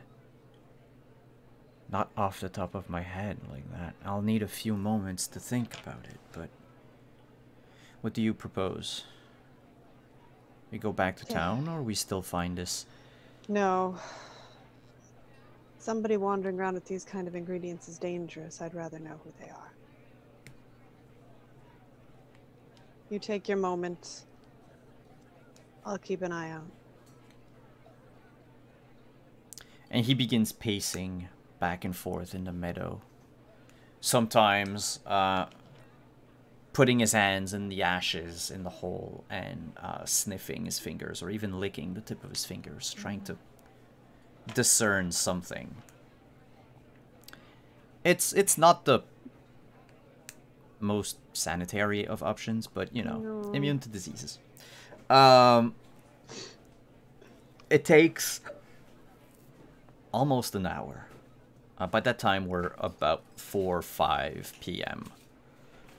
We are in late summer, so the sun's not going to set for a while, but the woods have gotten considerably darker when he looks up at you and says,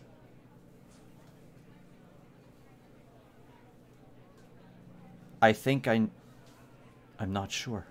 And you've never seen him so frantic. He grabs a handful of those ashes, goes back to your alchemist kit, and drops them in one of the alembics.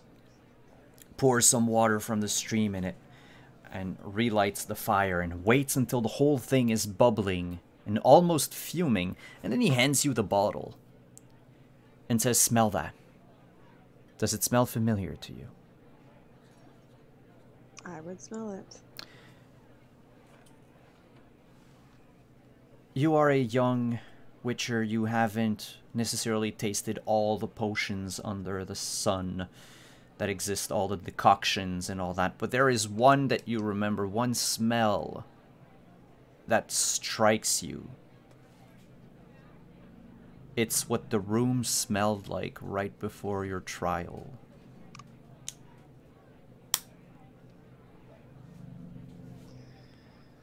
Well, that's not a good memory. Are you saying someone's out here trying to do trials? No one should know the recipe. Someone does.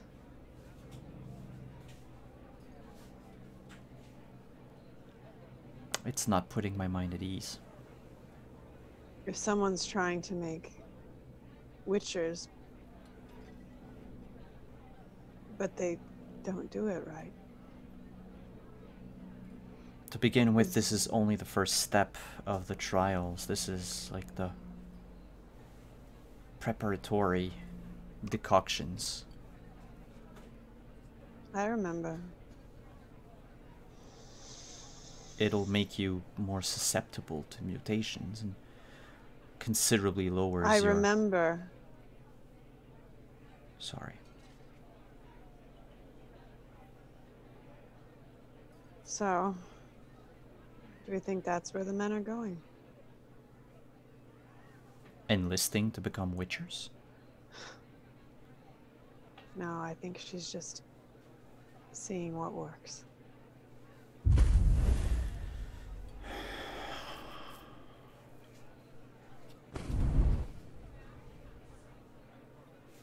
This hag is becoming more and more interesting.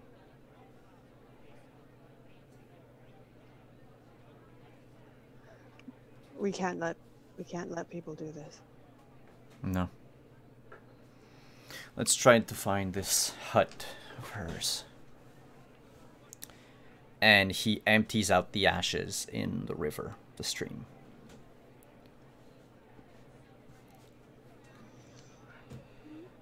How do we go about finding it?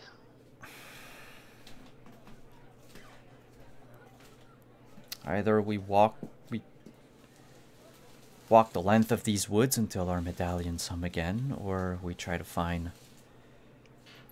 If she does indeed get people to follow her, to come with her, they're bound to be tracks somewhere.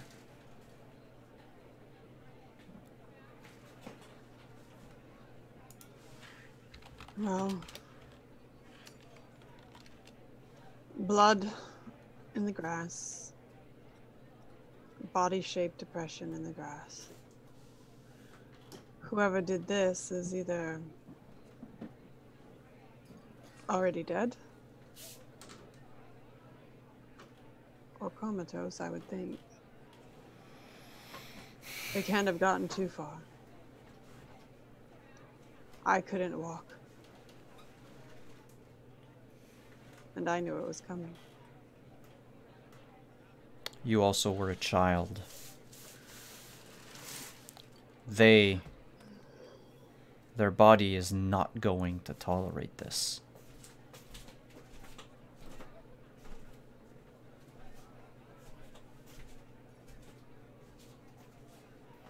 So Look for she would stand tracks. up and look and see if anything else in the grass or anything stands out on the tree lines. Not on the grass, but maybe on the tree lines. Since you haven't really looked up yet, can you make another awareness check? Yeah.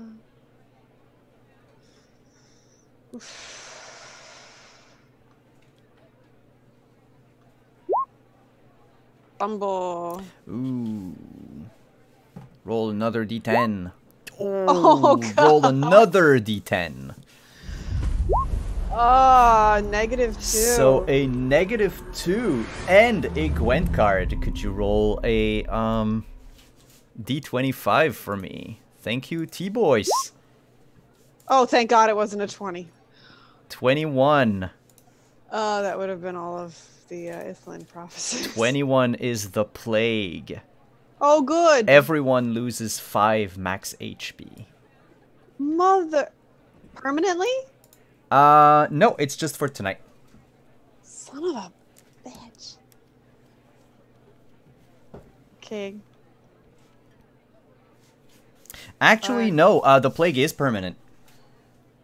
Okay, fine. I'll use clear skies and clear everything on the board.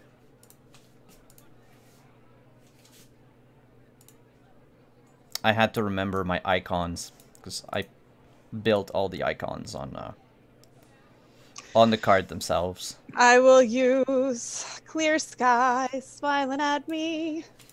And clear the board. We've cleared out the board so nobody's suffering from plague and being 2/3 into Ithlin's prophecy. Before the campaign even started. Before the campaign even started. I love my deck. I hate you. Thank you for all the subs, by the way. It's greatly appreciated, and know that you can always alter the game with everything that you see in the panels down below. So, you don't see shit. Nope. And then Severin, after several minutes, nudges you and says, you have missed the plume of smoke right over there. I think someone's having a fire. Listen, I found the stuff. You can leave me alone about the fire.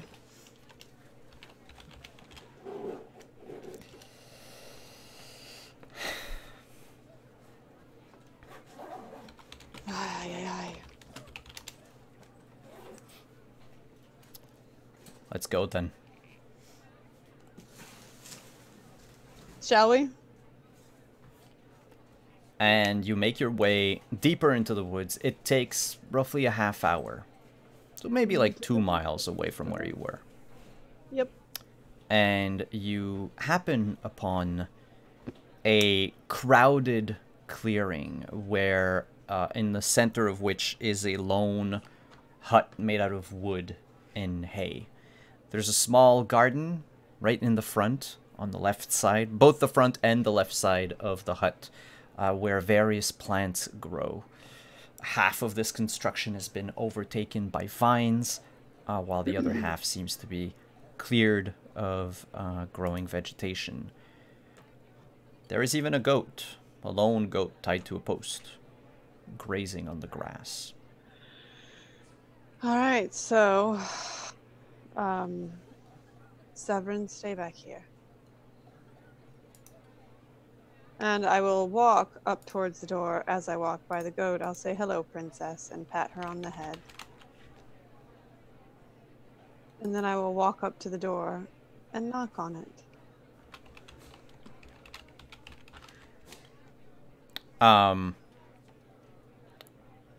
You hear a voice coming from inside.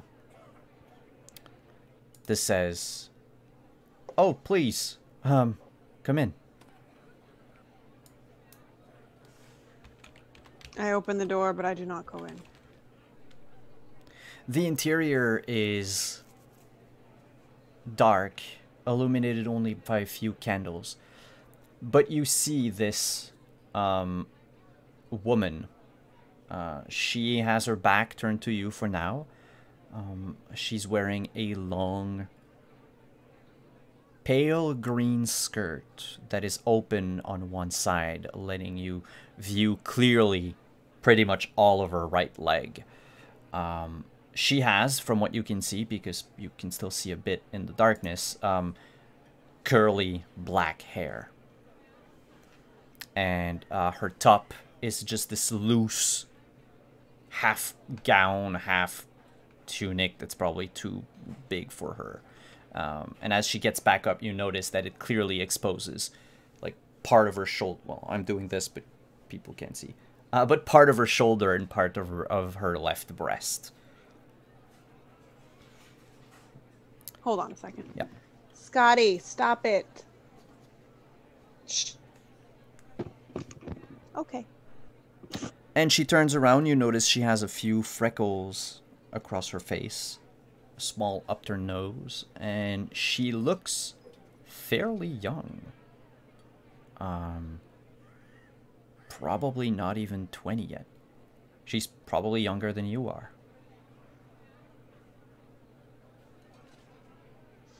And says, "Oh,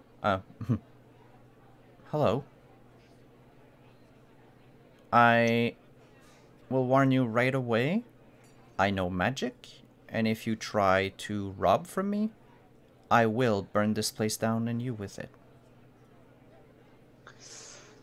Susha would step forward enough just so that the woman gets a nice, good view of her eyes.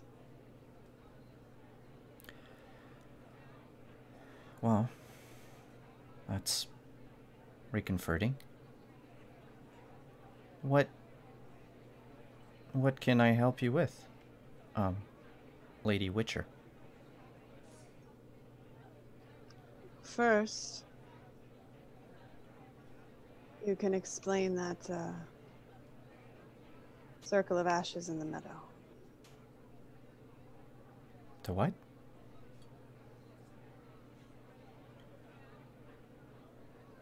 Sisha will just stare at her. What do you mean, a circle of ashes in a meadow? Sidebar! Would I have seen any of that plant growing in her front garden? Yes. Mm-hmm. Briona is very...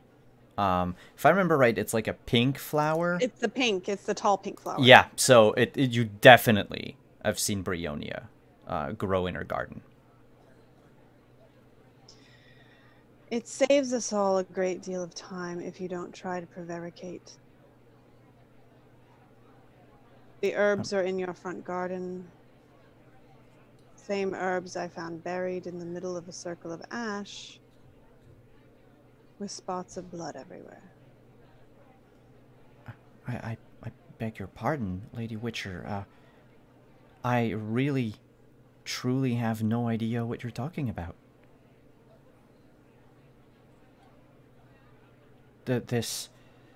I mean, I sell some of my herbs when I go to town, even some of the flowers, to people, but I don't burn them in the woods. I make, and she motions to like a small like counter space that she has, where you see a mortar and a pestle, and a few other like, you know, typical herbalist tools like a sickle and all that. And she says, I sometimes make salves and creams for, well, let's just say that there's not a whole lot to do in Reuben, and the men find very little creative ways to pass the time, so some of them have need of some of my remedies from time to time. Do I smell either the Bruxa or the Draconid ingredients in here? Make an awareness check. There's a lot of awareness today. I know. Don't suck. 18. You do smell the rib leaf and the mandrake, but none of the other ingredients. And the rib leaf and the mandrake are the most common. Yeah. Of the ingredients.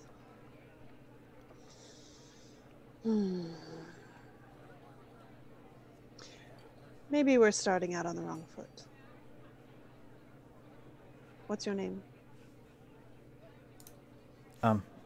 Marishka. Rishka.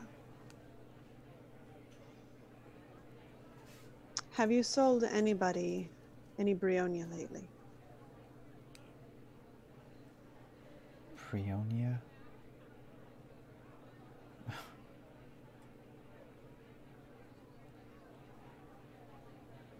And her expression turns to almost immediate sadness.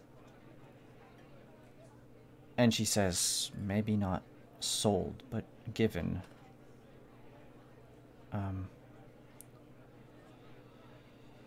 To my... Ah, shit. Internet connection is unstable. Apologies if we stutter or freeze.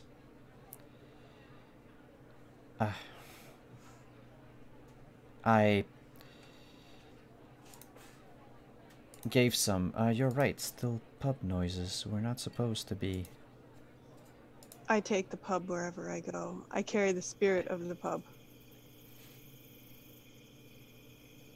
with me always. There we go. Forest at night. That's better. My bad. I keep forgetting to change the music from time to time. She says, Vlad. But he's gone now. You gave him this. I made him a very nice bouquet of flowers. It was to be our anniversary. he was your partner. You could say that. We never really said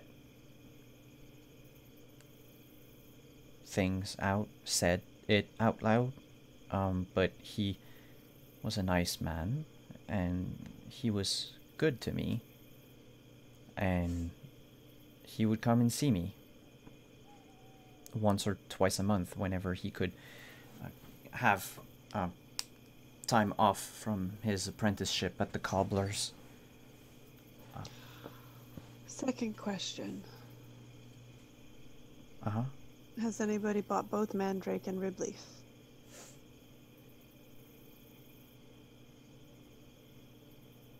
It's strange that you mentioned that,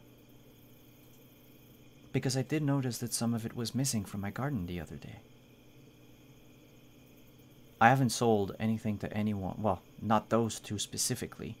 I did use a few of my mandrake roots, and that's when I realized that one of my mandrake plants had gone missing. I thought maybe the goat princess had eaten it, but I think Princess would be dead if she ate that. I think so too. Unless she's a supernatural goat.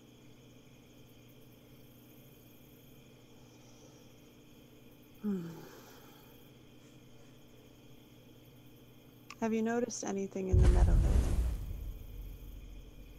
lately? In the meadow?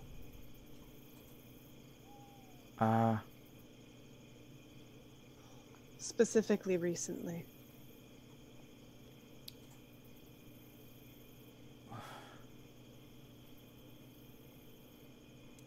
Can I ask you why you're asking all those questions? Somebody is trying to do something very dangerous. And that They had- somebody thinks it's me. Let's just say it's being made to look like you. Huh. Brionia, rib leaf, mandrake, all used.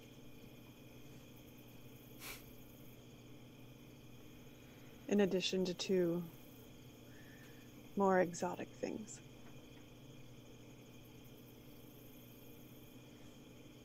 She sits down on a stool that's near the counter space.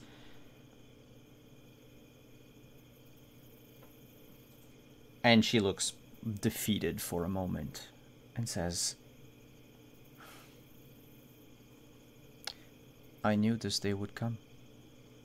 That he'd find a way to implicate me in some plot of his and have my Let me head. guess.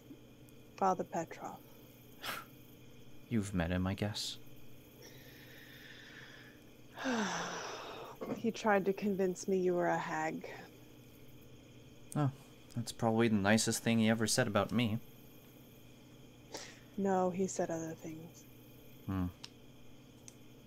He's- I don't think he's quite as devoted a man of the cloth as he pretends.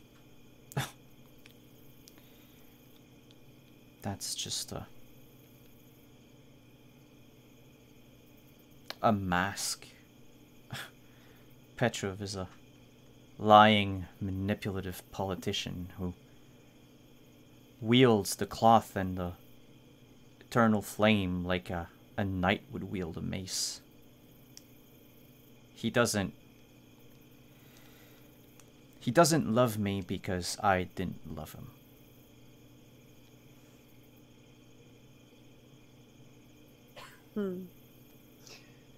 You rejected him. Have you seen him? Yes, unfortunately. He's had it for me ever since.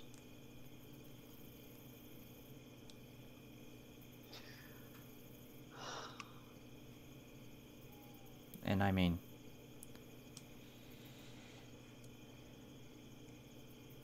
Urshka, don't take any unnecessary trips. to town? Anywhere. I might need to talk to you again. Oh. But for now, I need to go find out who's killing people. Because I don't think it's you. I hardly know how to swing a sickle, let alone kill someone. Sickle wasn't needed here. Also, I cried when I killed my last chicken. Was it good when you ate it? Mother knew how to cook chicken. I, don't. Does your mother have this house before you? Oh, yeah, she lived here. Had me. I never knew who my dad was.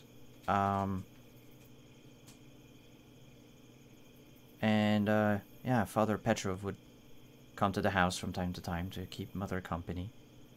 And then when Mother was gone, he tried to keep me company.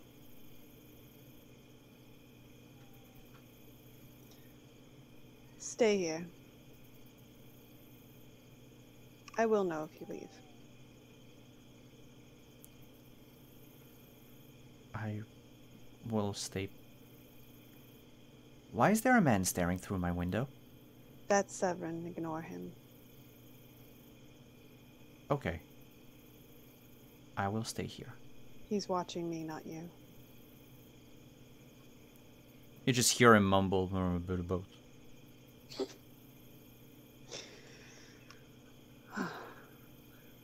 I'll be back. And turn and walk out the door and grab Severin by the arm. Come on, why are you staring through windows? I was evaluating your performance at interrogating someone.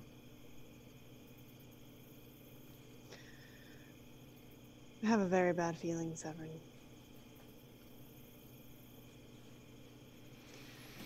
She didn't do this. For one thing, there's no smell of half the ingredients in there. No, and I took a look through her garden. But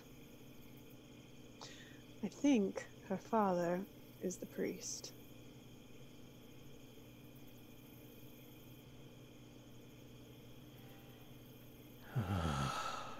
Exactly. So, I think we need to go talk to him. Definitely. And we'll fast forward to the moment you return to Rupin. Unless there was something you absolutely wanted to discuss Nope. with Severin on the way. Nope.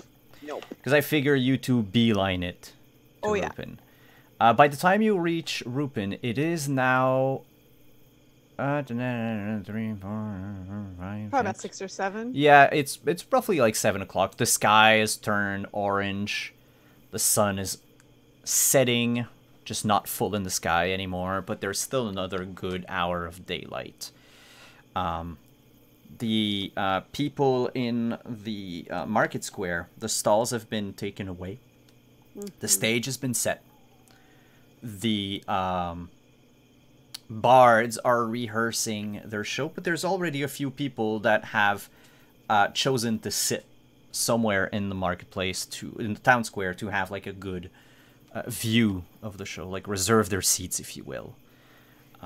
The doors to the church are still wide open. Sisha would walk right up through the doors, assuming Severin's behind her. Yes. Are there any congregants in the church? There's 3 or 4 people praying at the moment, or mumbling prayers under their breath, but there's no actual ceremony being held.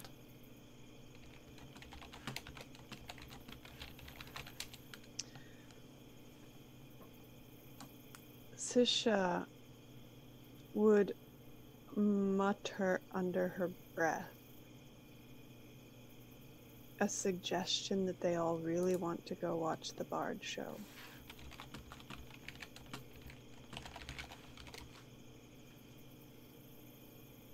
You want to use your Yes, my ability. go right ahead. I will roll their resist magic, which is not that great. You have to beat 10. Where's my freaking spellcasting? There it is. There you are. Are you... Well, it still beat it, but still. You still have to subtract a d10. Mother... Why don't I have any luck? You have luck that you can spend. Where's my luck? It's a stat. Where's my luck? Okay, 6. So you can give yourself up to a +6. Do I still have to fumble? Yes. What is wrong? I give up. So roll I'm not gonna beat it. I'm not gonna beat it. Doesn't matter. I'm not gonna spend luck because I'm not gonna beat it. So you mutter that under your breath. I quit. And nobody moves. And seeing how your, spell didn't go off right, Severin just says out loud, "Didn't you hear the lady? Church is closed. Go the fuck back home."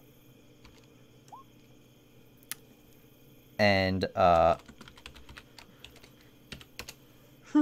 yeah, no, they failed their resist coercion. People are shocked and stunned, but he's just flexing his muscles and just trying to appear like to have some sort of authority here. And they leave the church as Father Petrov comes out from the what's the room in back of the altar normally? The vestry. The vestry. And he's, in the halfway through a sentence saying, "What is going on here?" Oh, you're back. So, as the people leave, Sisha would turn around and close the church doors and bring the bar down on them. Oh.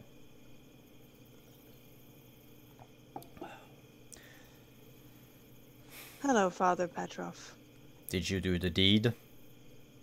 Oh, I think you did. Or you tried to. Do I smell on him any of the ingredients from the meadow? Awareness again? Yeah. Because I'm rolling so heckin' well. Yeah. 17. It's faint, but it's there.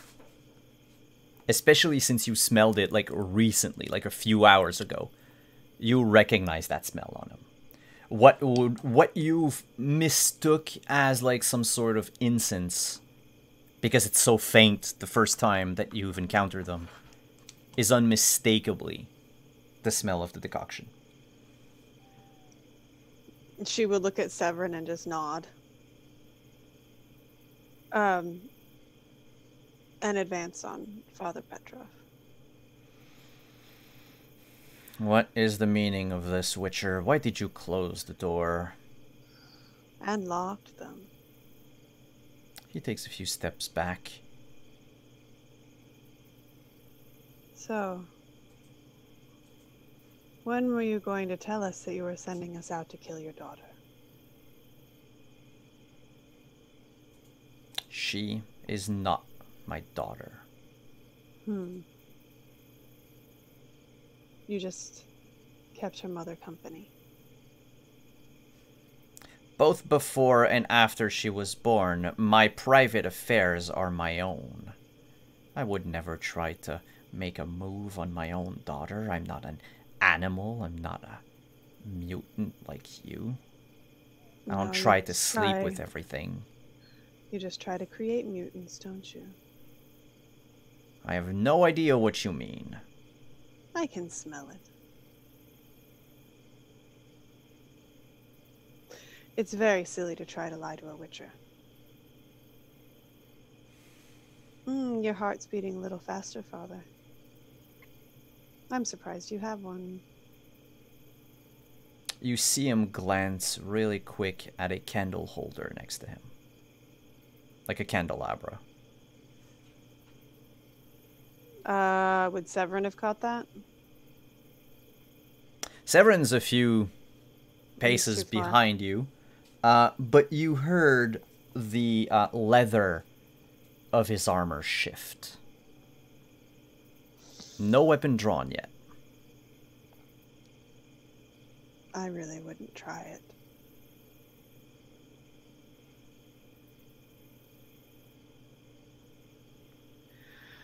What do you So- want? I can double the bounty. Triple it even. Was it the boy that was seeing her? Is that who you tried to make into one of us? No. That boy had already seen too much.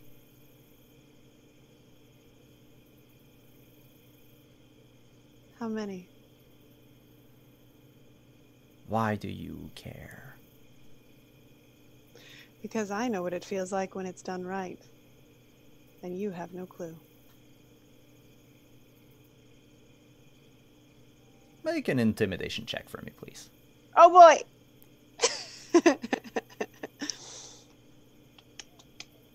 Intimidation.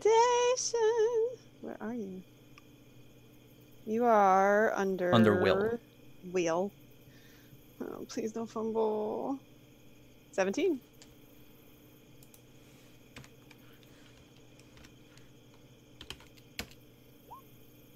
Ooh, do you want to spend a luck point on that? I do. He says. 4. I only Why? attempted on 4. Why? Huh. I was hoping to create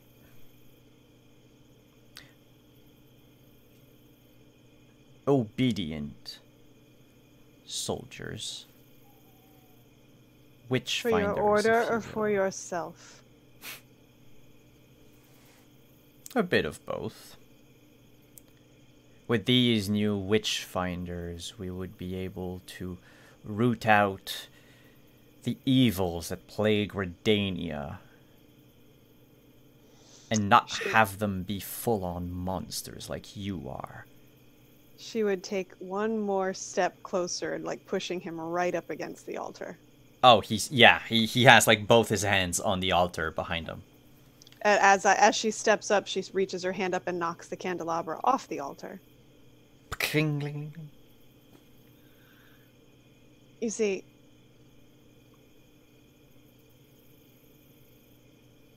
I'm not the monster in this situation.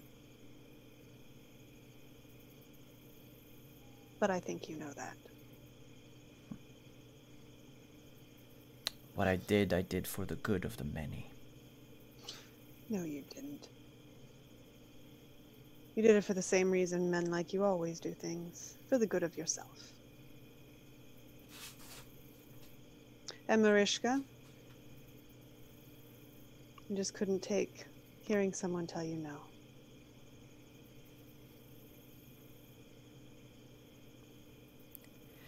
She goes and sleeps around with lesser men. Oh, Father. I It's impossible to find a lesser man than you. I practically raised the girl. I deserve her. I really don't like saying these things. I know you don't. I'm sorry. You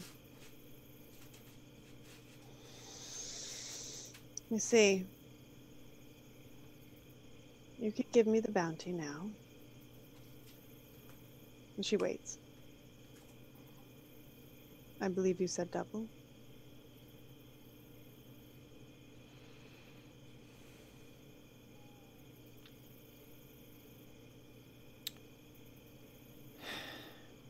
You'll find your gold in the vestry. Severin, he takes a few steps forward and passes by you, and he just whispers, "We need to know where he got the recipe." I know. And keeps going in the vestry. There's one more thing I need from you, Father. Who gave you the recipe?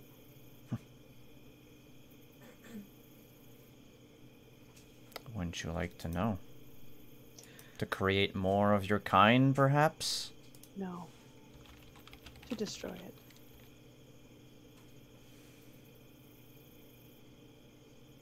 Who gave it to you? It was bought. Where?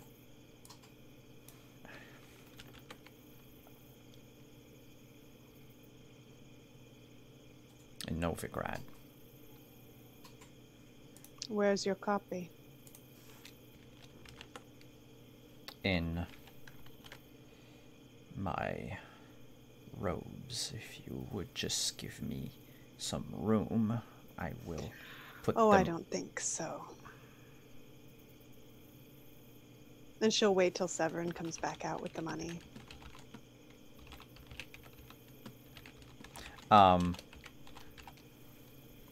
You hear a lot of clanging and things dropping and things breaking, and then Severin comes out with a small golden chest. He shakes it. It's like there's about 500 coins in there, and the chest itself might be worth the same, if not more. Severin, could you check inside his robes, please? He says he has the diagram.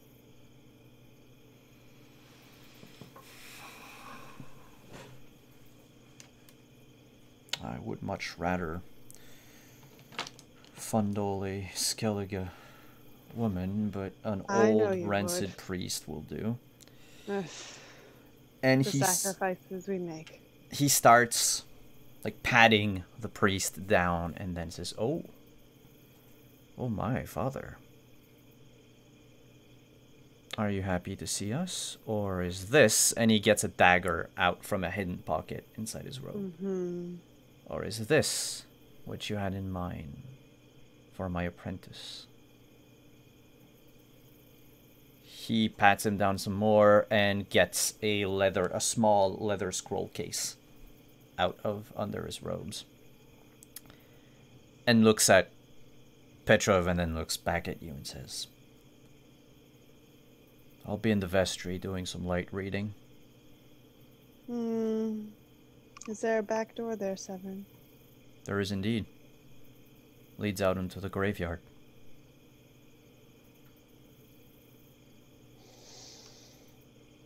She will remove the priest's... Actually, no. She'll remove the cloth on the altar and tie him with it.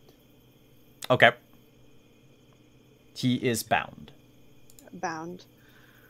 Bound and sitting at the foot of the altar. Okay. And then she'll look at Severin and say, "Now you can go to the vestry." Oh. I'll give you some privacy. And he leaves. Sisha is going to pick up the brazier of the eternal flame.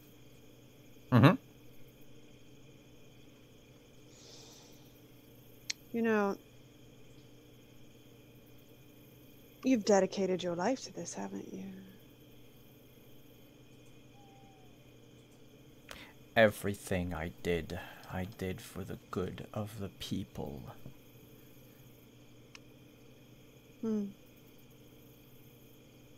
She sets it back down and takes out from one of her pouches just, a strip of cloth, the bandages from the first aid kit. And gags him.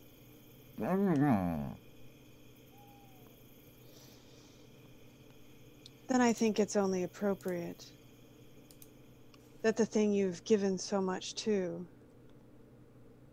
gets all of you. And she will tip the brazier over onto him. And cast Igni on the altar. And walk out the back vestry, bar the door behind her, and say, "We need to go out the back door."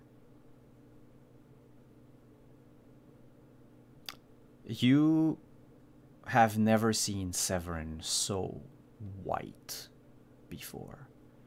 He's holding the papers in his hands, roughly at chest level, or reading them like someone would through focals in glasses, and his eyesight not being the best in his older age, but he is livid.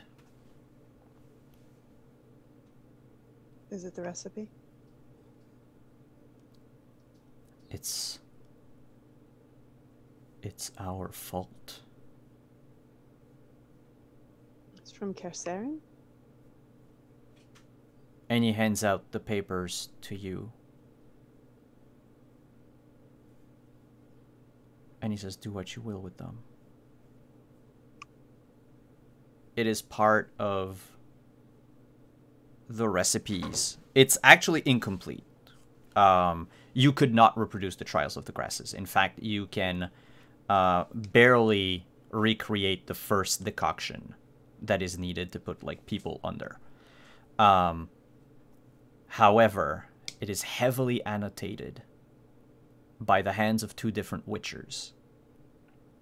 And they've even like signed their names on it because they're like in the notes, in the margins, like writing to each other as if, you know, one was working at some point and then the other picked up, and then and the names on it are both Severin of Elander and Ezekon of Creve. And they detail how to recreate it, they have like almost translated the recipes. Are there anybody else's names in the notes? Just their 2.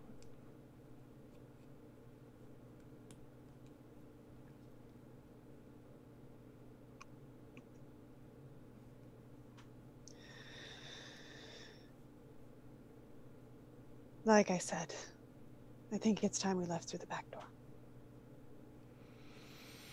At this point, I imagine that the smell is getting fairly bad. Oh, yeah. Yeah. And she will drop the scroll in the middle of the vestry, ignite it, wait to make sure that it is burned, and then walk out and let the fire keep going. By the time it burns up, smoke has begun to seep through the door into the vestry. And you can hear the distant shouts from the people in the town square screaming, "Fire! Fire in the church! Fire in the church!" and banging on the doors of the church as you and Severin make your escape from Rupin. And that is where The we're last gonna thing end I'm this. going to say before yes. you end it. I hope you didn't pay for the rooms in advance. And that's where we're gonna end the episode. Well, that was your intro, Kelly. Yay, I got to burn someone alive! That's really awesome! You burned a very bad person alive. I did. And you, like the other players, have slowly begun uncovering the clues of the greater mysteries of this game. I'm assuming that, given all my training, I would remember what I read on that scroll, at least the names. Yes. And, but that didn't need to go anywhere else, no. No, the rest of the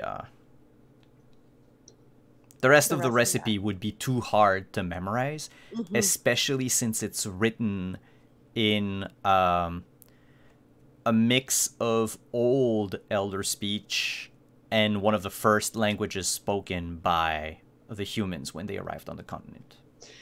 Yeah. I mean, this is definitely both character and Kelly. That's the trial, the grasses. Those are things you don't leave around because somebody will keep trying. Yeah. Humans being humans. Somebody would keep doing that. And that's how we end up with Bucky Barnes. Anyway. All right. Yeah, no, that was fun. So this took place when you were but a teen, I think. How old are you now? 29? I'm 25 now, so this would have been probably when I was, what, about 12, 19? 13. 12, 13? Oh, good. I burned a man alive when I was 13 years old. Gosh. Yeah. Yeah, because I said it's roughly 12 years ago. Oh, so. man. I thought you said 6 years ago. I was a hard ass. Okay. Yeah, you were tiny witcher. Well, she was tall already. Like, she was a big Yeah. girl already, but... But you were baby. Yeah, no wonder Severin wants to get away to Skellige. He's like, okay, I did too good a job with this one. Let's just get the fuck out. He deserved it, though. But you also killed a Catacan when you were like 10, 12. That's like a feat. Speaking of feat, just like everyone during their intros, you get a reputation through the actions that you've undertaken. Oh, boy. Yes.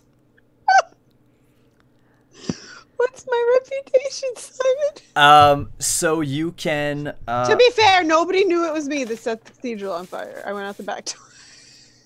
No, that is true, but if you... So the way reputations work is they give you both a bonus, so your reputation level, which in your case becomes a 1.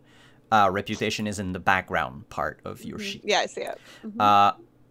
And then in the notes, you can add in, like, what your reputation is about. You get this bonus, basically, if you play on that reputation. You... What we'll call this reputation, we'll call it the, let's say, the Avenging Fire, or the Avenging Flame. Ha ha ha! I knew I was gonna get the ginger flame in there somewhere. If... God damn it. So, basically, if you ever, you know, say, oh yeah, that fire that happened in Reuben, like, What a that was tragedy. me. And then, or something of the likes, and you can bank on that reputation and use that reputation.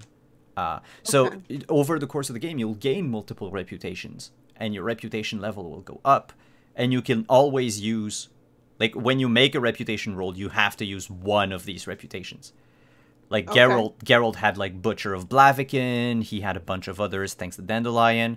So, whenever, you know, Dandelion needed to say something, he would present Geralt as, like, either or for his reputations. Mm-hmm. Of course. Of course. So, that said... And we all just know that all Geralt really is Dandelion's true love. Yes, that. and it's A been fact. made canon that they kissed. They did. They did. If you haven't seen it, I strongly encourage you to go watch the second charity game that ran on this channel. It's on my YouTube page. The search for Dandelion. The Search for Dandelion. Oh, God. Okay. Yeah, no, So- that was great. Can you tell us, Kelly, where can we find you on the internet and what you have going on in your life? Well, currently I'm stuck in my apartment.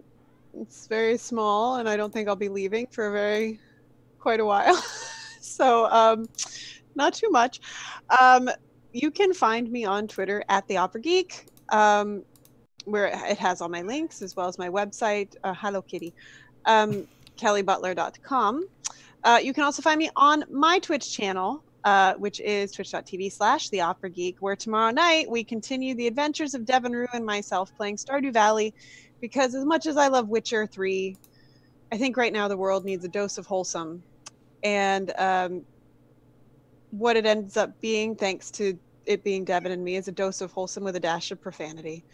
And it works. And other than that, I believe next week we start back here on Thursday nights with Dragon Age on Wandering DM with Simon and myself and Prax Eugenio. Not this week, next week. Oh, that's what I meant, next week. Okay, sorry. And of course, Cypher of Tyr, the lovely Cypher of Tyr is our GM. And that's really it. I'm hoping to stream a little bit more, hoping to record a little bit more music while I'm stuck in here. It's been a pretty rough couple weeks here. So yeah, it's that's not Bones. That is actually Simon's kitty. Yes, it's That's Aramis. Simon's cat. That's Aramis. Bones is outside. Stream kitty counter. Yeah, you have to teach me how to make that counter for Scotty, please, for Streambot chat. Anyway, so that's me. Please follow me on Twitter. I do shit post a lot, but I promise it's kind of funny. And you know, be kind to each other. We all need it right now. So. Or Kelly will come to your place and burn you alive. Listen, he wasn't kind. No, he totally deserves it. It's when you like inferred that she was his daughter, I was like, oh my god, that is even darker than what I came up with. Oh, it absolutely was his daughter, Simon. Come now. No, technically. It was. Well, not in my notes anyway. Well, now the world thinks it was. Yeah. I'm Simon at Wondering DM. Thank you everyone for coming. Thank you to all of you who hung out in chat. Thank you for the donations. Thank you for the subs. Thank you for the follows. Thank you for the hosts. Thank you so much for all of this. You have seen the Gwen deck in action, so if you ever need to resub or anything, or to sub through Amazon Prime, remember that it gives you a free pull from the Gwent deck. Thank you to all of you watching on YouTube. It's always greatly appreciated to know that we have fans on the other platform. We will be back tomorrow for a special stream, probably. I'll look into that, but we might be playing some Fell Deeds in Fellfair Grove, the adventure I published, which you can get on DriveThruRPG using the link down below. Then Thursday there won't be anything this week, but like Kelly said, next week we're back in force with Dragon Age. And then on Friday... Come see if I get thrown out a window! You are absolutely getting I'm gonna get thrown out a window. And on Friday we are back with some Cyberpunk, where the team is about to embark on their first big mission. On Saturday, it's the finale of Vampire the Masquerade. And on Saturday and Sunday, it is CouchCon, so I can talk about that. Our channel here, Wandering DM, will be hosting panels throughout the weekend, both on Saturday after Vampire and Sunday. We are going to be playing some games, hosting panels, workshops on... Powered by the Apocalypse, to the entertainment industry, to just advice for GMing. I'm going to be featured on Chromatic Chimera on Saturday morning, very, very early. At 9 in the morning for a special Witcher game where I get to play a Witcher. Alongside... Wait, you're playing a Witcher game without me, Simon? Yeah. I'm sorry. Well, no, it's okay. I'm sorry. It's fine. I'm not... Doug is also going to be there. Apparently. I learned that today. I made the same face. Oh, I'm going to have some words with one dislocating DM. So, but I mean, reach out to her. She can probably